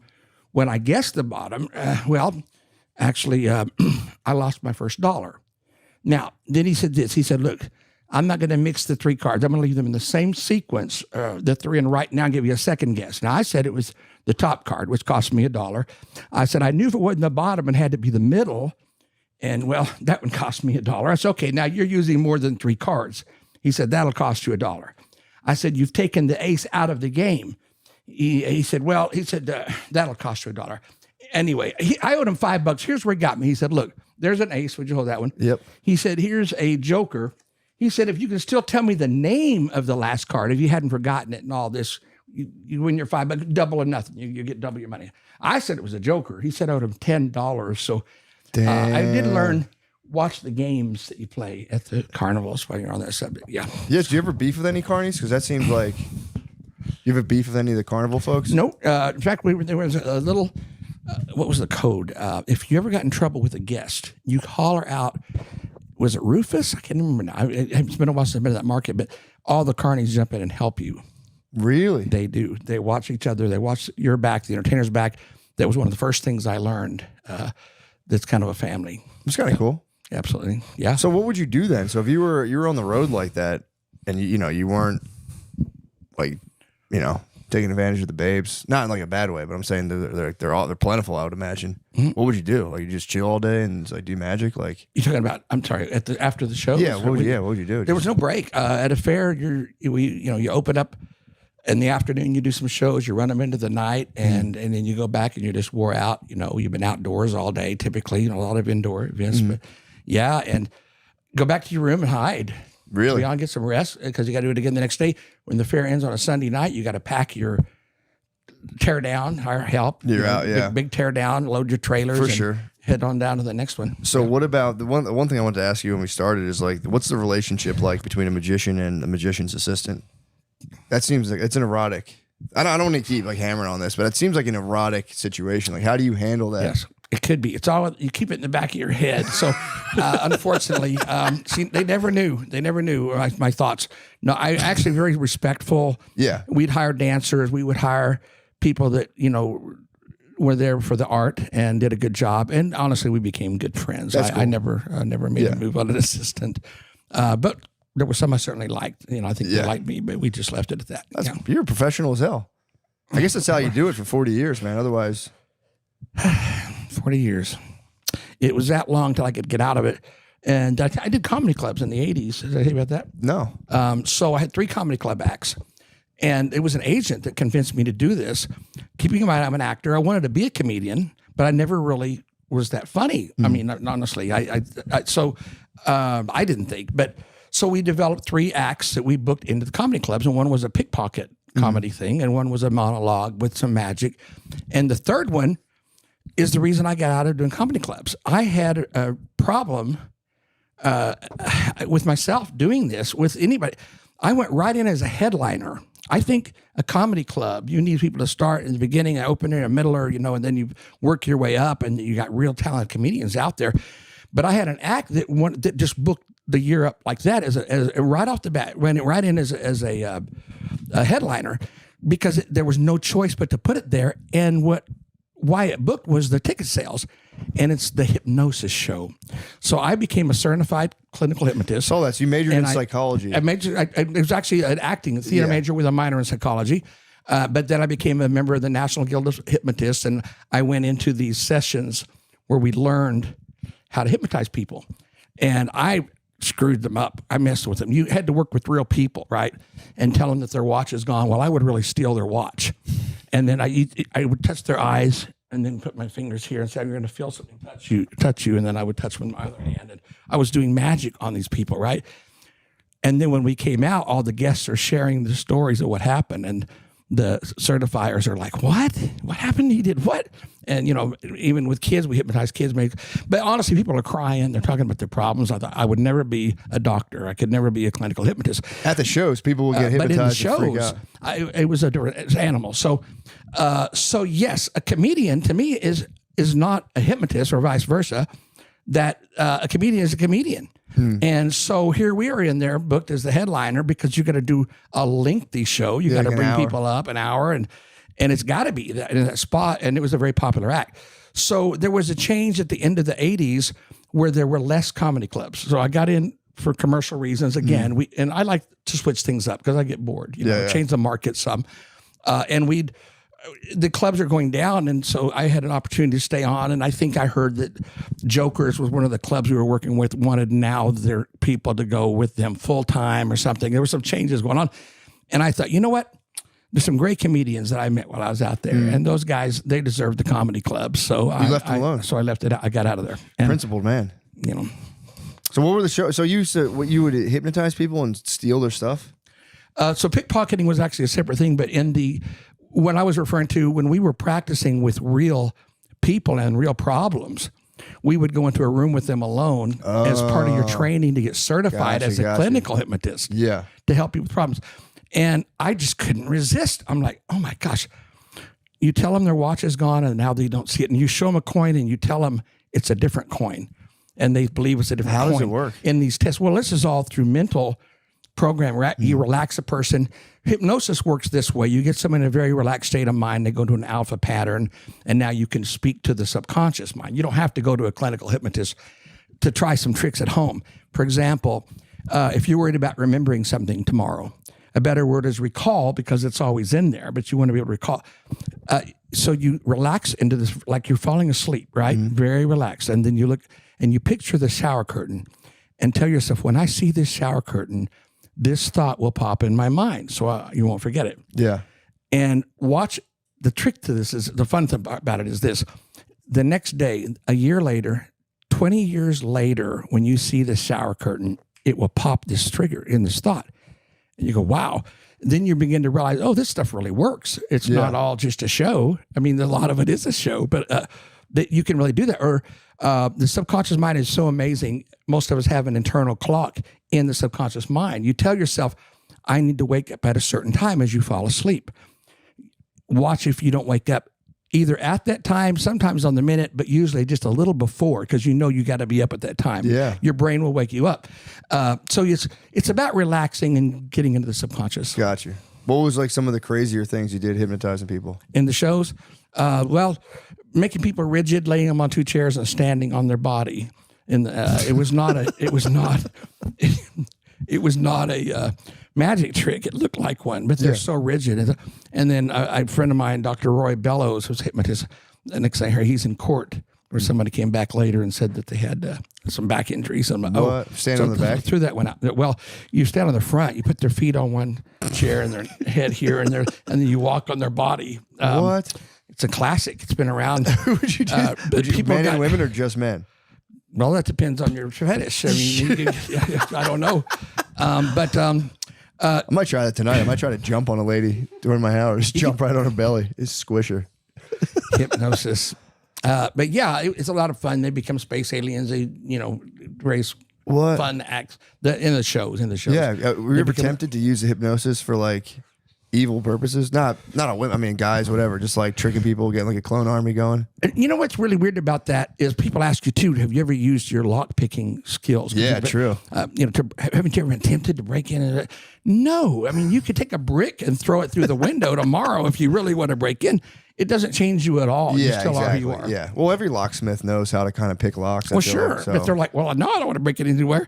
You don't need to pick locks to break in somewhere if you want to break in, but we don't want to break in anywhere. You know, you really don't change it. And hopefully the people that do take advantage of their skills, like pickpocketing. I'll admit, as a kid, we used to go down the street and take people's wallets and practice and stuff. And I'm like, oh, I'm not going to steal from anybody. You know, I got to get their money back. But, we wanted to practice on strangers, and we did. I'm like, I can't do this. How do you pickpocket? What's the? Well, you don't have a. If you ever watch on, do you have a buckle straw with a strap on it over there? I can't see what you. Nobody got. So like, give me your hand, and so somebody got a watch on here. You grab here, and you would literally pull back. Oh, you pop the strap. Shank, and you squeeze it, and when you pull it away, they don't feel it. So you look for that style watch as a first choice. Yeah. And it was in my comedy club act. I'd bring the person up, and then I would wave it in front of their face. It's okay. I'm going to hypnotize you. You're getting sleepy, and then we'll try a post-hypnotic suggestion. The watch is looking familiar to you, and they're like, "Oh, that's my watch." So it was an inherently funny comedy act. And then I would have them tie my hands behind my back. And it's an old routine. Harry Keller, I think, the magician, invented where you pull your hand out and back in over and over comedy. So I'm flashing the guy's wallet behind his back and show it and flashing this and flashing that. So take it and then return their keys or something at the end as a finale. We had an occasion in a comedy club once, which caused a real issue, is I added a new bit. So I walked into the audience and I grabbed the proper watch and started picking. Actually, let me go with you. Would you mind helping me? And took a different guy, but I had this guy's watch. So the finale, the new change in this act was at the end. After returning this guy's step, everybody laughs. I point to the guy in the audience, "Hey, don't laugh. I got yours too." And you get an extra round of applause, right? I forgot I'd taken it. It was a brand new act. It was in my pocket. And I left the place with this guy's nice watch. And I'm like, oh my gosh, I got it. So I actually had to call the manager of the comedy club, and he put out an announcement, and somehow he got a call from the right guy. The guy, I was at that show and my watch disappeared. And I was like, "Yo, you got your watch." What? And we gave him his watch back. That's so nice. Everybody thought it was funny and quite amusing. I don't think they knew if it was part of the act or not, though. It is nice to know if you ever need to, you could be a master thief. Obviously, you wouldn't do that, but it's very true. Absolutely true. There's nothing, and there really is nothing, no lock that can't be opened, or there's no item you can't escape from. Handcuffs. I know you can escape. You said. So you set the record for escaping from handcuffs? Yes, sir. I wasn't going to mention it, but I have a world record. Well, that's boastful. So less than 2 seconds. Came front page news as Steve broke a world record with the escape. We're ready. I've got the stopwatch. Okay, go, Jim. Out, out. Whoa, yeah. Go ahead. Let me see these. All right. Very good. Look at the stopwatch, Steve. 1.47 seconds, and that is less than 2 seconds. Is a record. Congrats. And I only sent you one picture of, I just want to share that. I when I was stepping away from escapes, getting older, just a few years back, I started doing something unusual for law enforcement groups. I actually got a phone call from a former chief of police, and he was in Oklahoma, and he calls me and he says, "Steve, we've got a problem.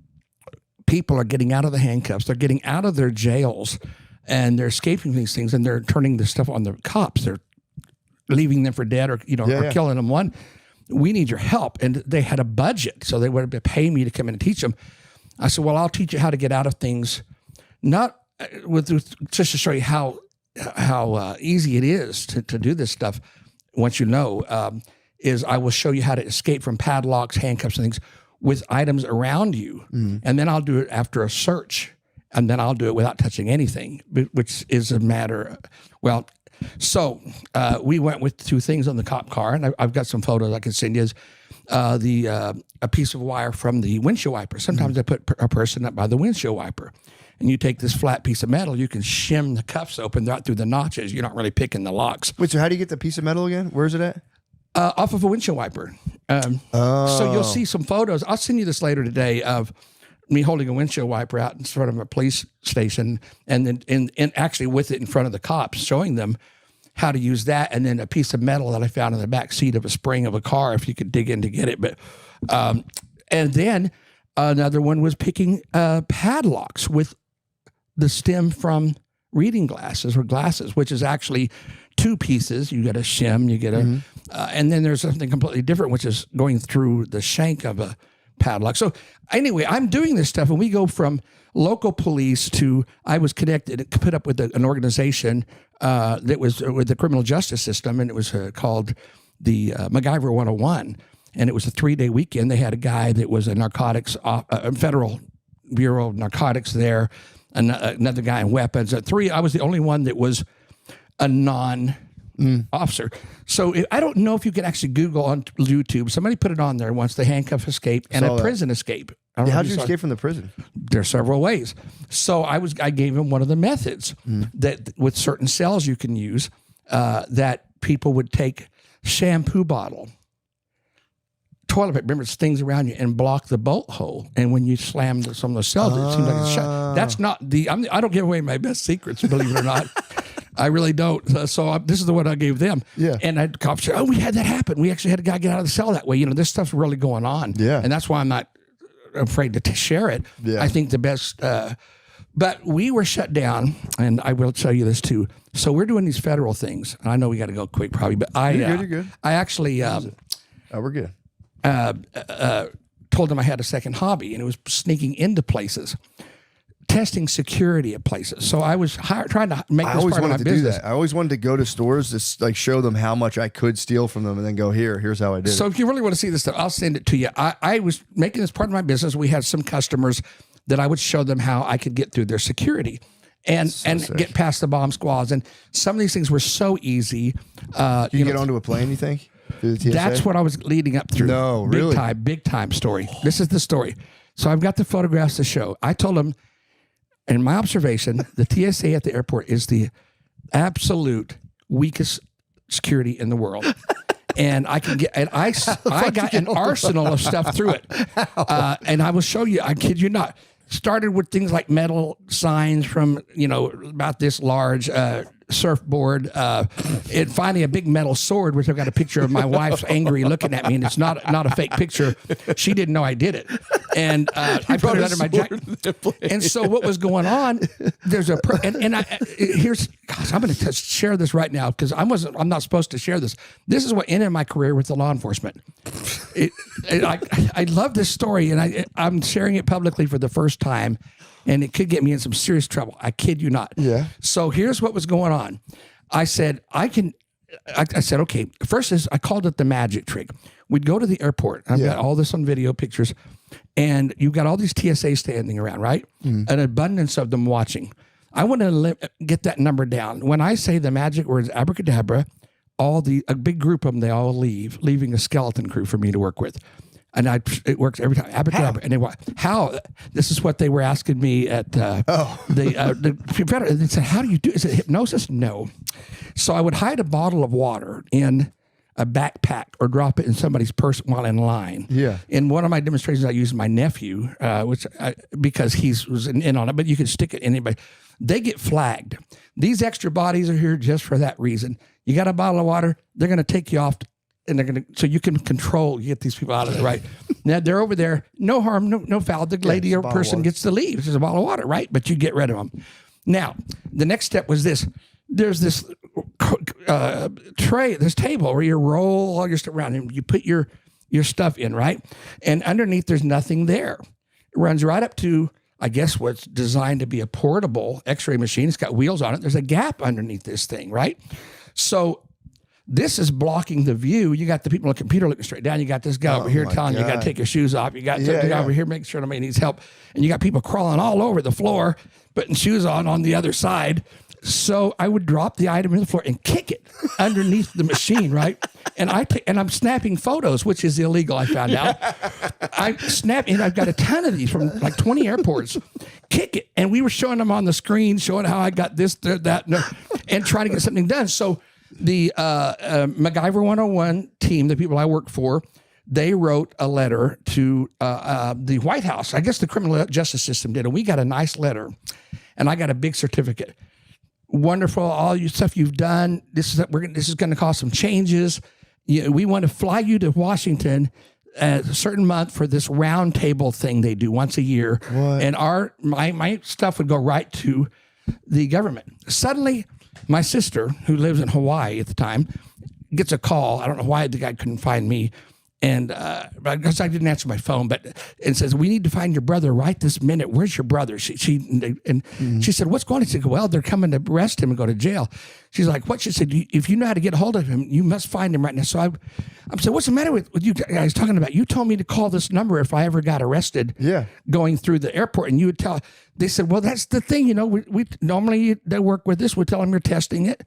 Or we would talk to the judge and you're working for us, you're helping. Yeah. And he said, no, he said, the TSA are pissed. He said, these guys, they say they're going to make an example out of you. What? That you're guilty of several felonies. Not only did you not work you're not a lot in law enforcement. Yeah. That you took pictures, you manipulated officers and bragged about it out of the area and endangered lives by showing people how to do this.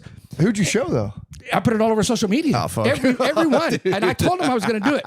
I said, let me tell you something. I'm not going to be part of a cover-up. Yeah. I said, if we show the public what's going on, they'll change it. Yeah, for sure. Because I am not so egotistical to believe that I am the only one on earth who's going to see that and could do it. That's pretty smart though to kick it under. They made some major changes. Pens. So if you look at my photographs of airports, or you have a good memory, go to the airports now. And they're all a little different. You can tell they're experimenting. They've changed some things. They've got a wall they're putting now under the thing that runs further back, so you can't control something right up to the to kick it under. They've got a machine now to bring the carts back around that they've made. They're finding ways to complicate this thing, and I'm very thankful that happened. Why did they arrest you? How'd you get out of that? So they were coming. They were looking for me, and my guy, he says, I need you to hide. I'm like, what? He goes, I'm dead serious. He said, because if you get arrested, we may not know where you are. Yeah, it's like federal stuff too. Yeah, he said, it's a TSA. He said, these guys are not joking here. He said, they are mad. They're They're never joking. They're always fucking grumpy as He hell. said, we're going to fight with them. So he came back. He said, it's been resolved. There's 3 conditions. One is we can no longer hire you. You lost the gig. No more teaching the officers. We got to end this. No more airports. No nothing. Number 2, you got to delete all your social media posts, which I did not do. I still see some pop up in memories, but somebody deleted some of them. And they said, number 3, they want to meet you in person. I'm like, why do they want to meet me in person? He goes, I don't know. They just want to see. No. I said, I'm going to do everything but that. Yeah. Because that sounds like a trap. Yeah, really. Turn yourself. I'm not an idiot. But anyway, so no, I never. They said, and that part of the condition. Not only can you not tell anybody what you did, you can't tell them why you can't do it anymore. This thing just has to go away right now. Yeah, just disappear. So that's why this is the first time I've shared it, and I'm a little upset. That's kind of annoying, man. How big was the sword you got through? How big? What? How big was the sword that you got through? Oh my gosh! I should have sent you that picture. It was from the floor to here.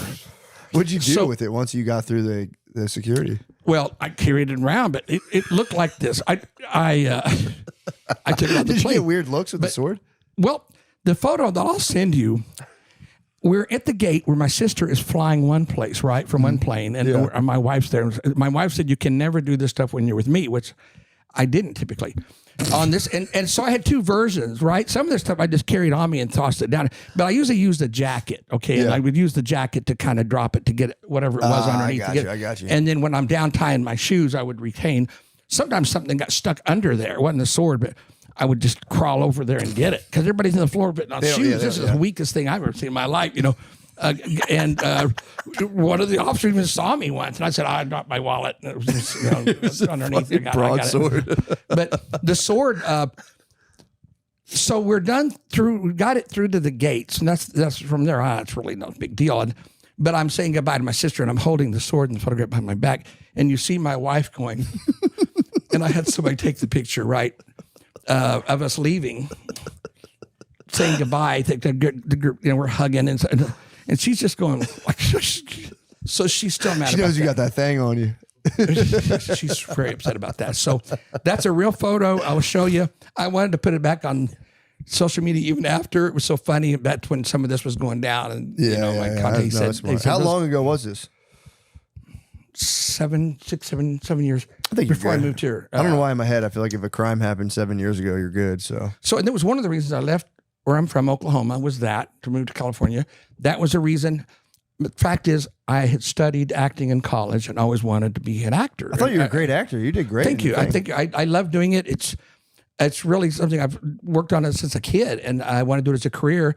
And it was one of those things where I was going to come out here right after college, but I couldn't. I got trapped in my career. Once you start booking annual stuff, now they're going to book ahead. You're booked that month this year, so they book you the next year. And next thing you know, 30, 40 years has gone by, and you're just... And so it really took COVID as well to shut everything down. And I said, I'm never looking back, to go into acting full time. Did you get any long-term injuries from doing like stunts and stuff? Covered with them. Are you really? Absolutely. Yeah, covered with them. I did an air show stunt, did an escape, and I had a bad landing. How high up? More than 10,000 feet. But it's not, it was an escape from a box, which was a thing where the audience thinks that they're going to. I was actually booked by a man named Etzel Ford. He has an air show team, and he came to me. He said, I know you do stunts. He said, can you do something for air shows? He said, we need a new act or something to go with us. And he said, in air shows, in most shows, you want people to think you're going to die in a stunt show, but in an air show, you want them to know you're going to die. And I said, I had the idea. What if the audience thinks they're going to die? He said, even better. So in this effect, I drop from the plane in the box, and the audience is told it's falling out of control. So they take it up in the plane, and the audience can see the chute open, and they go, Steve was open to shoot. He's carrying the box back over the drop zone. So now I'm holding this box, it looks like, till I get over in the area. Wait, so are you release it? You're in the air? I'm with a chute. Oh, you're holding this box. I'm holding the over. box, which is what it looks like, and then I release it and pull these toggles and land. Well, the truth is you can't hold a box when a chute opens in the air. So I'm wearing this harness we had made down in DeLand, Florida by a company, real nice. They make tailor-made stuff for stunts and air shows and things. And a strap attached me to the box. So I have this strap, and as I get lower, I release the box and would open my chute. So the problem is, anytime you get two lines, FAA approved stunt is safe. I was angry at them. I said, you guys weren't honest with me. Anytime you put two lines in the air, you run a risk of danger. You get a line entanglement, which is exactly what happened. The chute came out, wrapped around the strap to the box. So I've got a chute there. Not the end of the world. You got two chutes. Cut away your left one, pull on your right one, right? So now I've got this chute open with the strap in the box, which is what it's supposed to look like, but there's an additional piece there that shouldn't be there, the first chute. Right. So it's causing you to go like this. As I go down, you can't look down when you're lowering. Skydiving is a weird thing. You can't tell how low you are by looking down. You have to look at the horizon. So about 50 feet from the ground, looking out that way, you can tell where that is. You slow your descent normally, right? So in my act, is I cut away and then slow my descent, right? So the horizon is just doing this.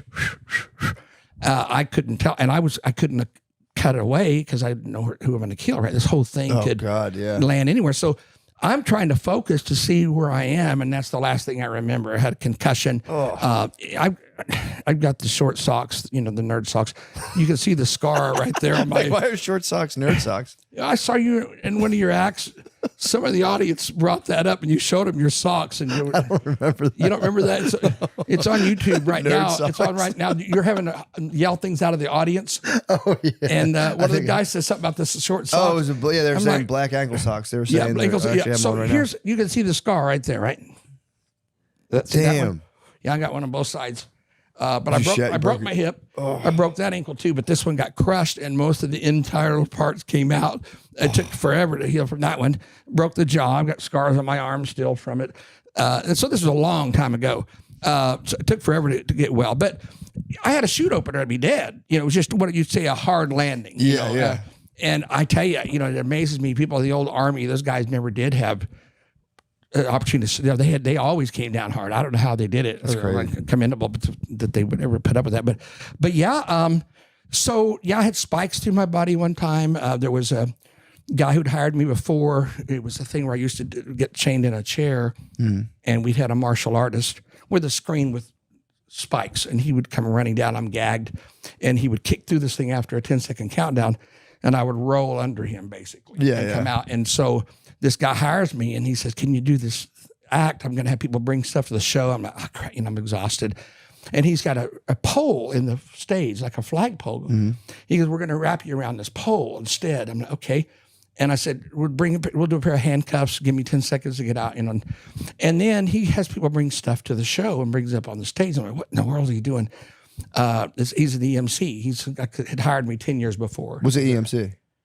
What's that? You said EMC? He was the MC of the show. MC of the show. I got you. And the promoter. He had hired several acts. So he brought me back for this finale, and people were chaining me up. And I'm like, okay. I said, I need a full minute to escape from this.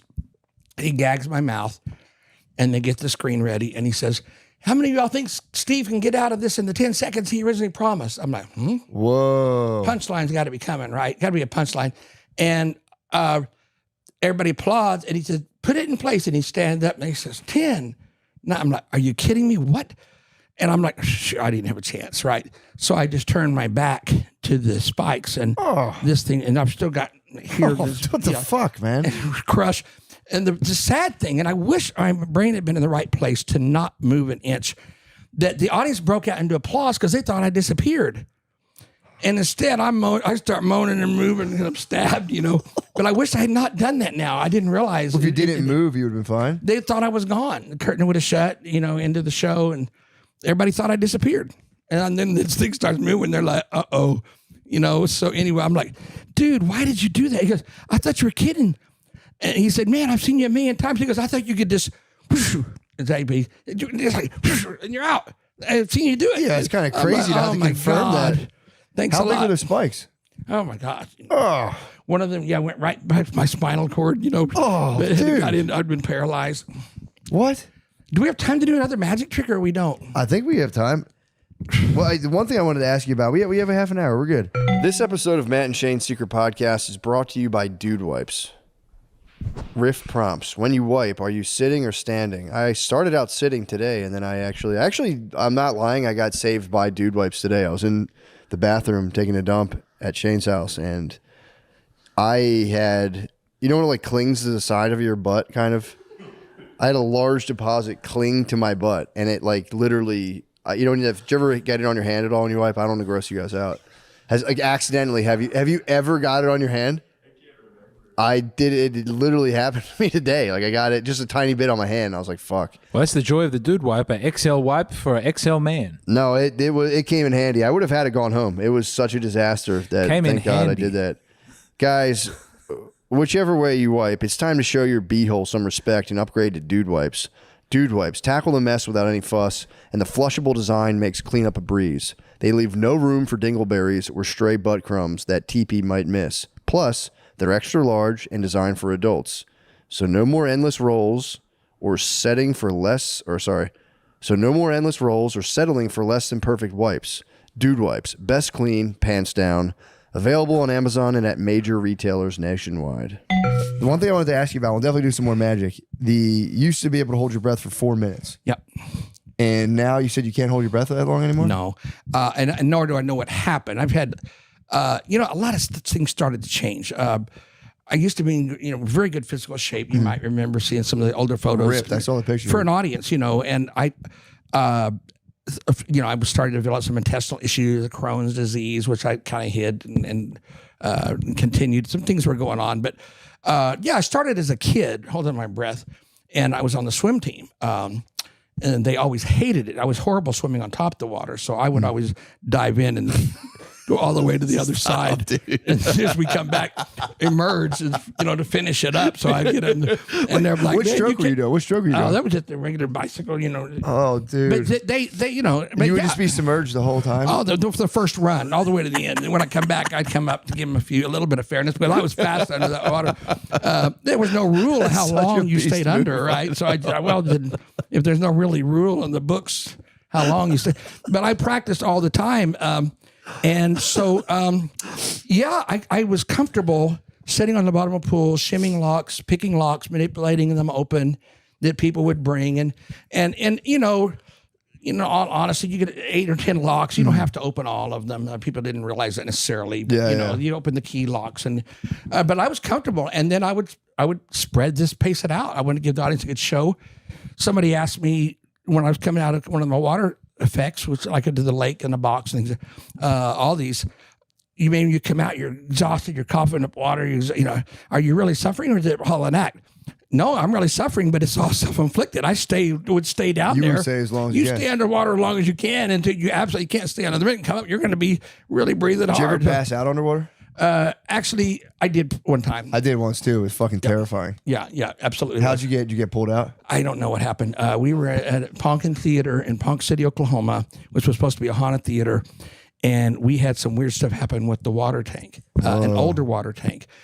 When they were trying to pull me up a double pulley system where I go up easy, started fighting them. They're pulling this thing. They're, we don't know what's going on, right? And we got this on video. They kind of get me up, and it's this big A-frame. I'm hanging upside down. There's a roller thing. I mean, you got your feet in these stalks, right? And then you got this thing that runs up to the top of this. Where they pulled you up and they roll you across. They're having so much trouble. I think, man, this thing's gonna break. Something's wrong here. So the minute we got up there, I said, "Get me over the tank quick," because they're holding your hands. And I mean, the second I was there, it broke. The weird thing on that night, the break had nothing to do with the pulley system. It was a piece of steel that they would use for mountain climbing, right? That held the stalks in one spot. That thing just broke. It shouldn't have broken. And another place had nothing to do with the tension. So there was 2 issues, really 3, because the water was boiling after we put a little bucket heater in hours before because it was ice cold water. Should have taken a day to heat it, but the water was like boiling hot when I almost went in it, and I'm glad I tested it. So this was like a haunted theater, and everybody's telling me all this haunted stuff's going on. I'm like, I just couldn't believe it. And then all of a sudden, everything starts going downhill for my act. So when I hit this thing, I didn't get any air. Because I wasn't prepared, right? Yeah. So it's a 1, 2, 3, 4, 5th one, hold it, go in, and I'm good for a while, right? In this case, I was probably on the exhale, and I went down. So when the stalks came down, they couldn't get the lid on because it fell so fast. You got to hit it just right. Yeah. And the guys are fighting with it. And I've got a guy sitting right over here who's a spotter who does nothing but watch me. And if he sees me make a signal something's wrong, cut it. Yeah. I'm like, cut it. I'm looking, where is he? He's not there. First rule in Daredevil stunts is don't change anything. Don't improvise nothing. This guy left his post to run help these guys get the lid on, right? So I'm trying to get my part to get out of this thing, and I blacked out. The next thing I know, I'm in the floor. So I had fallen, but I don't know what happened. I literally don't remember. Jesus Christ. Very peculiar experience for sure. That's very, crazy. very terrifying for sure. Yeah, I was just swimming with my friends, and we were like drinking, and I think I was using my kids' goggles, so they were super tight, and they were just like cutting off like blood in my brain. And I tried to go back and forth in the pool, and I was coming back, and I remember coming out of the water just lungs full of breath. I somehow just propelled myself out, like kind of blacked out, and then I fell forward again, just hit my chin on the edge of the pool. Water is so dangerous, and even for an escape artist, and I don't like to tell all my secrets, but I do everything I can, I could do to make these things safe. Like chained up, thrown in a pool, is that I would have a signal, to something's wrong, and we would tell the audience, well, they'll have to jump in, pull these heavy weights all the way to the shallow end to get me out. Well, the fact is, we had a rope with a hook on it, but then I'm like suffering later, and I'm asking my guys, because could you see me? And I really couldn't see that well. The water was too chlorinated. I just couldn't see it. Or we're in a lake. I almost died in a lake. I showed you a picture of this, I think, yesterday, coming out of the lake. That was totally unexpected. Wooden box was in a lake, and I did what I had to do to open it, but the wood had sealed. And I mean, it was a tough sucker to get out of there. Once I got out, I'm exhausted, and I'm trying to work my way up. Lo and behold, we've got quicksand or something underneath the water. When I get to shallow enough to walk, it takes me down, and I'm like pulling. It's hard to get my head on wet shoes. I mean, they're gone. Yeah. And I mean, I'm fighting to get my feet out of this, and my guys are coming out. So the photo I've got on my phone, if you see, but they're coming out to try to help me, and then they're sinking. Oh fuck! I've got 5 guys, 10 guys are rescue guys, and they can't even get to me, and I'm just like, and I'm so tired. So water. Yeah, water's dangerous. It didn't scare me, but water didn't scare me like some things like heights scare me. Yeah. But it's very dangerous. Yeah. It is peaceful though underwater. I have very little peaceful. kids, and we'll go in the pool, and every now and again I'll just disappear from my whole family underwater for a good minute. And it's just the Absolutely. best. Just the fucking best. Just to go underwater. I can't hear anything for. Yeah. And good that was 40 my seconds. life. So, circling back to a question you asked, I would sit there underwater and comfortably do my thing and enjoyed the peace and quiet until it was time to come up. But then one day it changed. I just lost that ability. It's crazy. So I went to a doctor. And I said, we got a serious problem. I got bookings. I said, listen, I can hold my breath a lot longer than this. I can't hold my breath. I don't know why, as much as I practice. And so they even did a heart test, massaged my heart. They said, this sounds like it's a heart thing. And no, your heart's fine. And they finally said, listen, whatever weirdness it was that you were gifted with to hold your breath for 4 minutes is just gone. Whoa. Your body's changing. Just time for acting. It's time to go to become an actor. Like, I got to survive the last. So the thing that changed was I went from a comfortable performance, because it's a show, even if there's danger, even if it's tough, it's still a show, a comfortable performance to put on a good show of fighting against death, struggling, to a real fight against death where I'm going as fast as I can and suffering every minute. Did you still keep doing them even after? No, I didn't book any more after that. I had to, but I finished my contract. I had bookings. I had a religion about it that once the deal is made, you don't pull out. If once you sign, you're going to be there. And I don't recommend this for everybody, but it's the truth. I did a show with a broken leg once. Not that break, another one for a roller coaster. I had to go do a second show. So how'd you break your leg on a roller coaster? Well, that was a thing where I'm strapped to the roller coaster. I think I showed you those pictures. The straight jacket. We put a screen up, and the roller coasters come in. I have to dive out before it comes through. And I did this a long time ago. Yeah. Way back. Spring Lake Amusement Park in Oklahoma City was the first one I did, and that was in college, way back. Some other guys have done it since then, but it was my original act. And there was a way I knew that the roller coaster was so close, right? So you don't want to jump out too early or it looks boring. So you got to wait till it gets there and then jump. It caught your leg? What? The roller coaster caught your leg, you're saying? No. I thought it was closer than it was. So it's like with flying that, you don't trust your eyes. You got to trust the instrument. So I had a way of knowing where it was that I didn't trust it. It sounded like it was there. I'm like, I don't have time to jump up and land on this platform. So I just went straight down under the tracks and dropped 15 feet. Oh, Jesus, broke the ankles again. My poor body. You talk about, I had a total hip replacement last November. It got so bad I couldn't walk that year, the pain. And I'm like, no, I'm too young for a hip replacement, doctor. But that's the best surgery you can get, boy. I tell you what, I'm really? I can't tell. I've ever had a problem. I'm not as limber as I was, but I will say that, because you're not allowed to stretch after 6 months or something. But we live with it, and I think it was all worth it. Nice. And the one thing I wanted to ask you about was I found this kind of fascinating. You were on, what was the TV show you were on, the cooking show, America's Worst Chef or something? That was very recent. Yeah.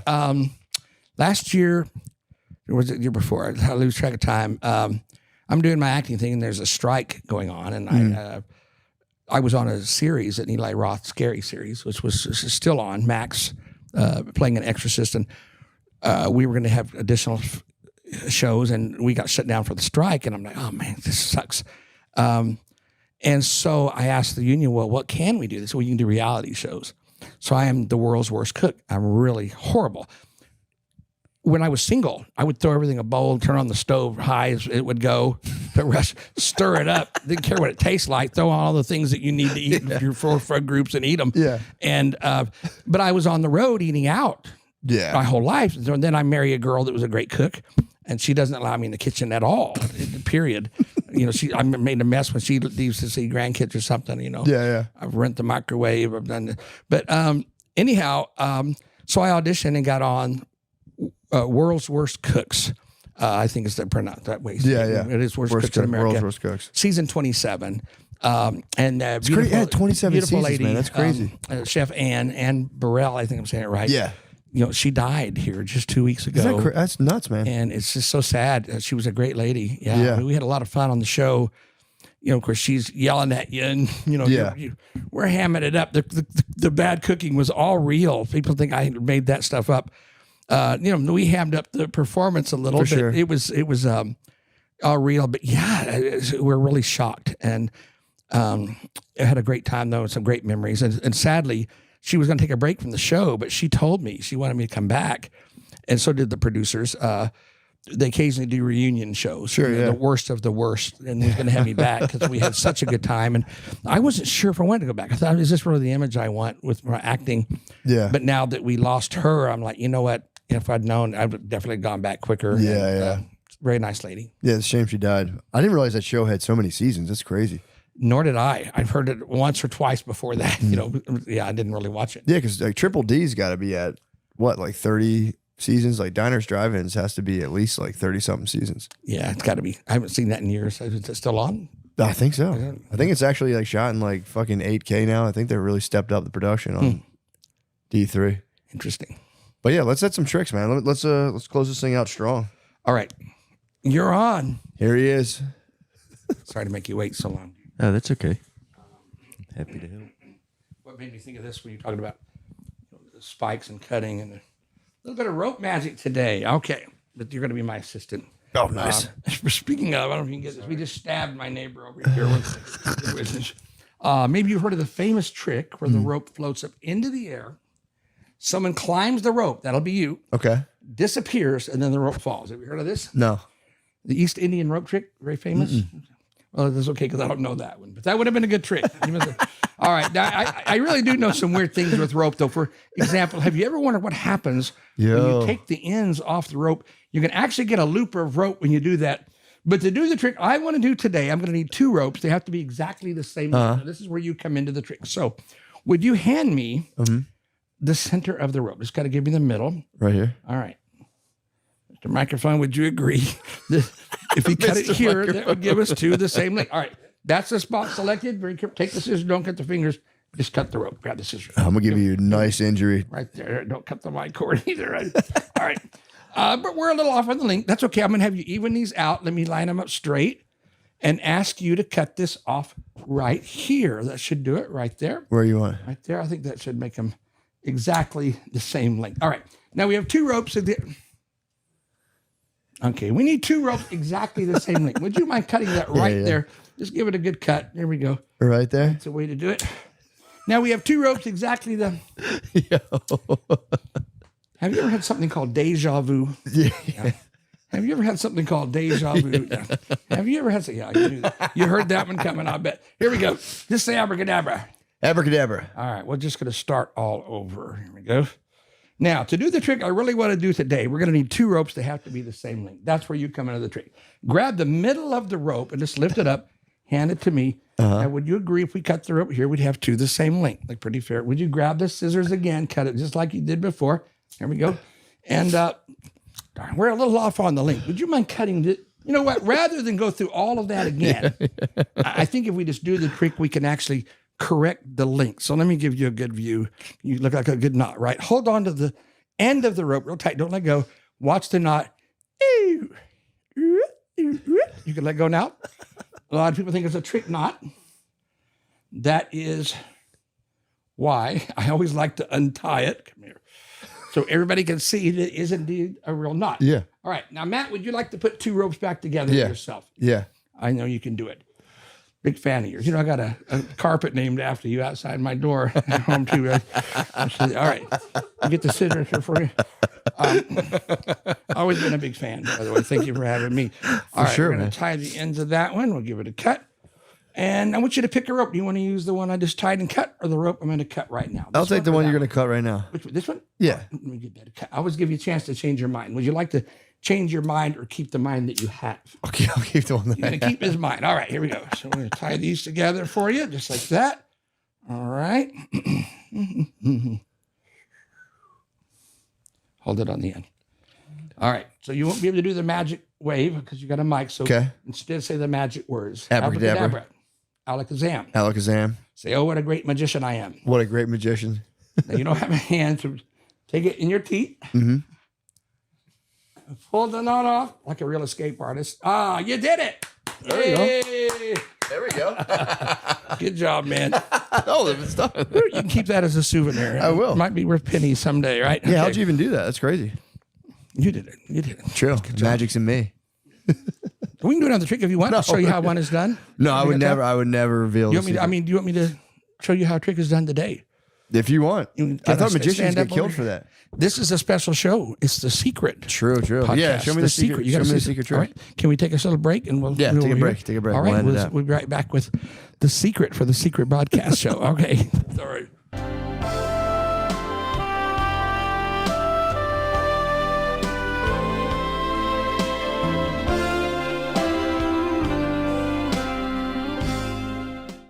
We're cutting back in. Let me know. All right, we're back. The interview portion. I think the interview portion is concluded, but now we're doing tricks. All right. No, It's a good interview. That was a great interview. I had fun. Thank you. I had fun. I was talking to the microphone, but we're going to give it off in a minute. But first, a little more magic we promised. We're going to be doing some miracles right now, many as they were done thousands of years ago. Maybe you heard of this one. It's called walking on water. Thank you. No, I was about to tell you, you just got promoted. We do both of these things now. Okay, thank you so much for that. Oh, he's lovely assistant and Mr. Microphone. Beautiful. Okay. This is definitely one of the things we're not going to have a relationship with our assistant, by the way. In case I don't know, man. If you put me around all those carnies, it could get kind of weird out there. All right. So what are we going to do? Well, this is a secret podcast. So I'm going to reveal a secret today. Oh, here we go. Show you a magic trick. Show you how it's done. For this trick, you need a handkerchief, a scarf, and a left hand. You put the handkerchief or scarf all the way in the hand like this. Okay. You make something called a magic pass. We know what a pass is, right? Mm-hmm. I'll go up to Mr. Microphone and go, hi. Not doing that kind of pass. We've already established that. A magic pass. You do this.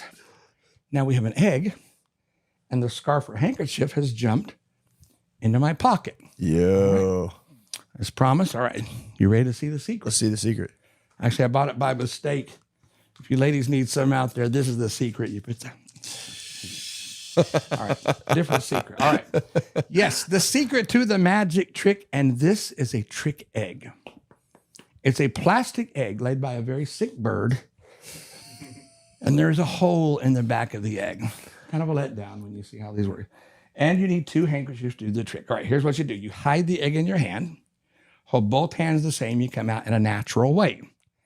So natural, whatever looks natural. For sure. Take the handkerchief, wave it around like this. Actually, that depends on the company that you're. You don't want to drop it either. True. Anyway, sorry. You're getting paid, right? That's all that matters. Okay, here we go. He's actually really wealthy. Oh, okay, really? Yeah. Well, maybe we could renegotiate this relationship after all. You didn't tell me that. Okay. So He's in the top 3%, I would say, in the country. wow. 3% of what? Earners. Really? Amazing. Dick's Congratulations. apparently has a huge dick. I don't want to make it weird, but This he has a job huge pays dick. a lot. Huh? He's got a huge Wow. dick, too. Oh, yes. Money, big dick. I guess you're getting a lot of fans right now. Gosh, I didn't plug my Instagram. You guys follow me on Instagram. Plug it. Entertainer Steve Crawford. Entertainer. You type entertainer, I'll pop up. There you Why go. did I do that? Because I'm from Facebook country and I'm trying to get some new friends out here. So Got you. Nice to meet you guys. Okay, so where were we? Oh yeah, you hide the egg in your hand. You hold both hands the same. Come out in a natural way. Take the handkerchief and you start placing it in your hand. But we know it's going where? In the egg. In the egg. It actually goes all the way into the egg. There we go. You make the pass, you show them the egg, and you tell everyone that the scarf or handkerchief has jumped into your pocket. Now, there's a couple of quick rules. Why do you show him the egg? Can't show the egg. Well, you show them that it has turned into an egg. But there's a few tips. He's got a point. First of all, don't show anybody the back side of the egg, right? True, That's true, important. The Wild Wild West. And make sure the handkerchief in your pocket's the same color as that one that's in the egg. Right. If this doesn't match that, you're not going to fool them. But what do you do if they see the back of the egg? I mean, where you guys are standing, you can see the red. Well, you don't tell them it's a handkerchief. You can tell them you cut your finger, you're painting it, chicken banged his head trying to get out. I may even be a magician, but as you probably got to feel for, I'm an honest guy. I try to be honest. So here's what I like to do. Make a real magic pass. Peel the hole off the egg like that. crack the egg so everybody can Hold see. on a second, brother. Yo, you That tricked is us. a real egg. You tricked I us. missed one. Oh, Sorry. gravity's I strong got you, over I here. got you, I Sorry. got you. And that's what I like to do. And that's a magic secret. You for tricked us, bro. You didn't give us the secrets. That's awesome. That's a good secret. That's I'm a magician. What do you mean? I lie a lot, you know, right? But you know it's a trick. All right. That was pretty cool. Thank you very much. Hell for yeah. having me. Thank you, Steve. Been fun.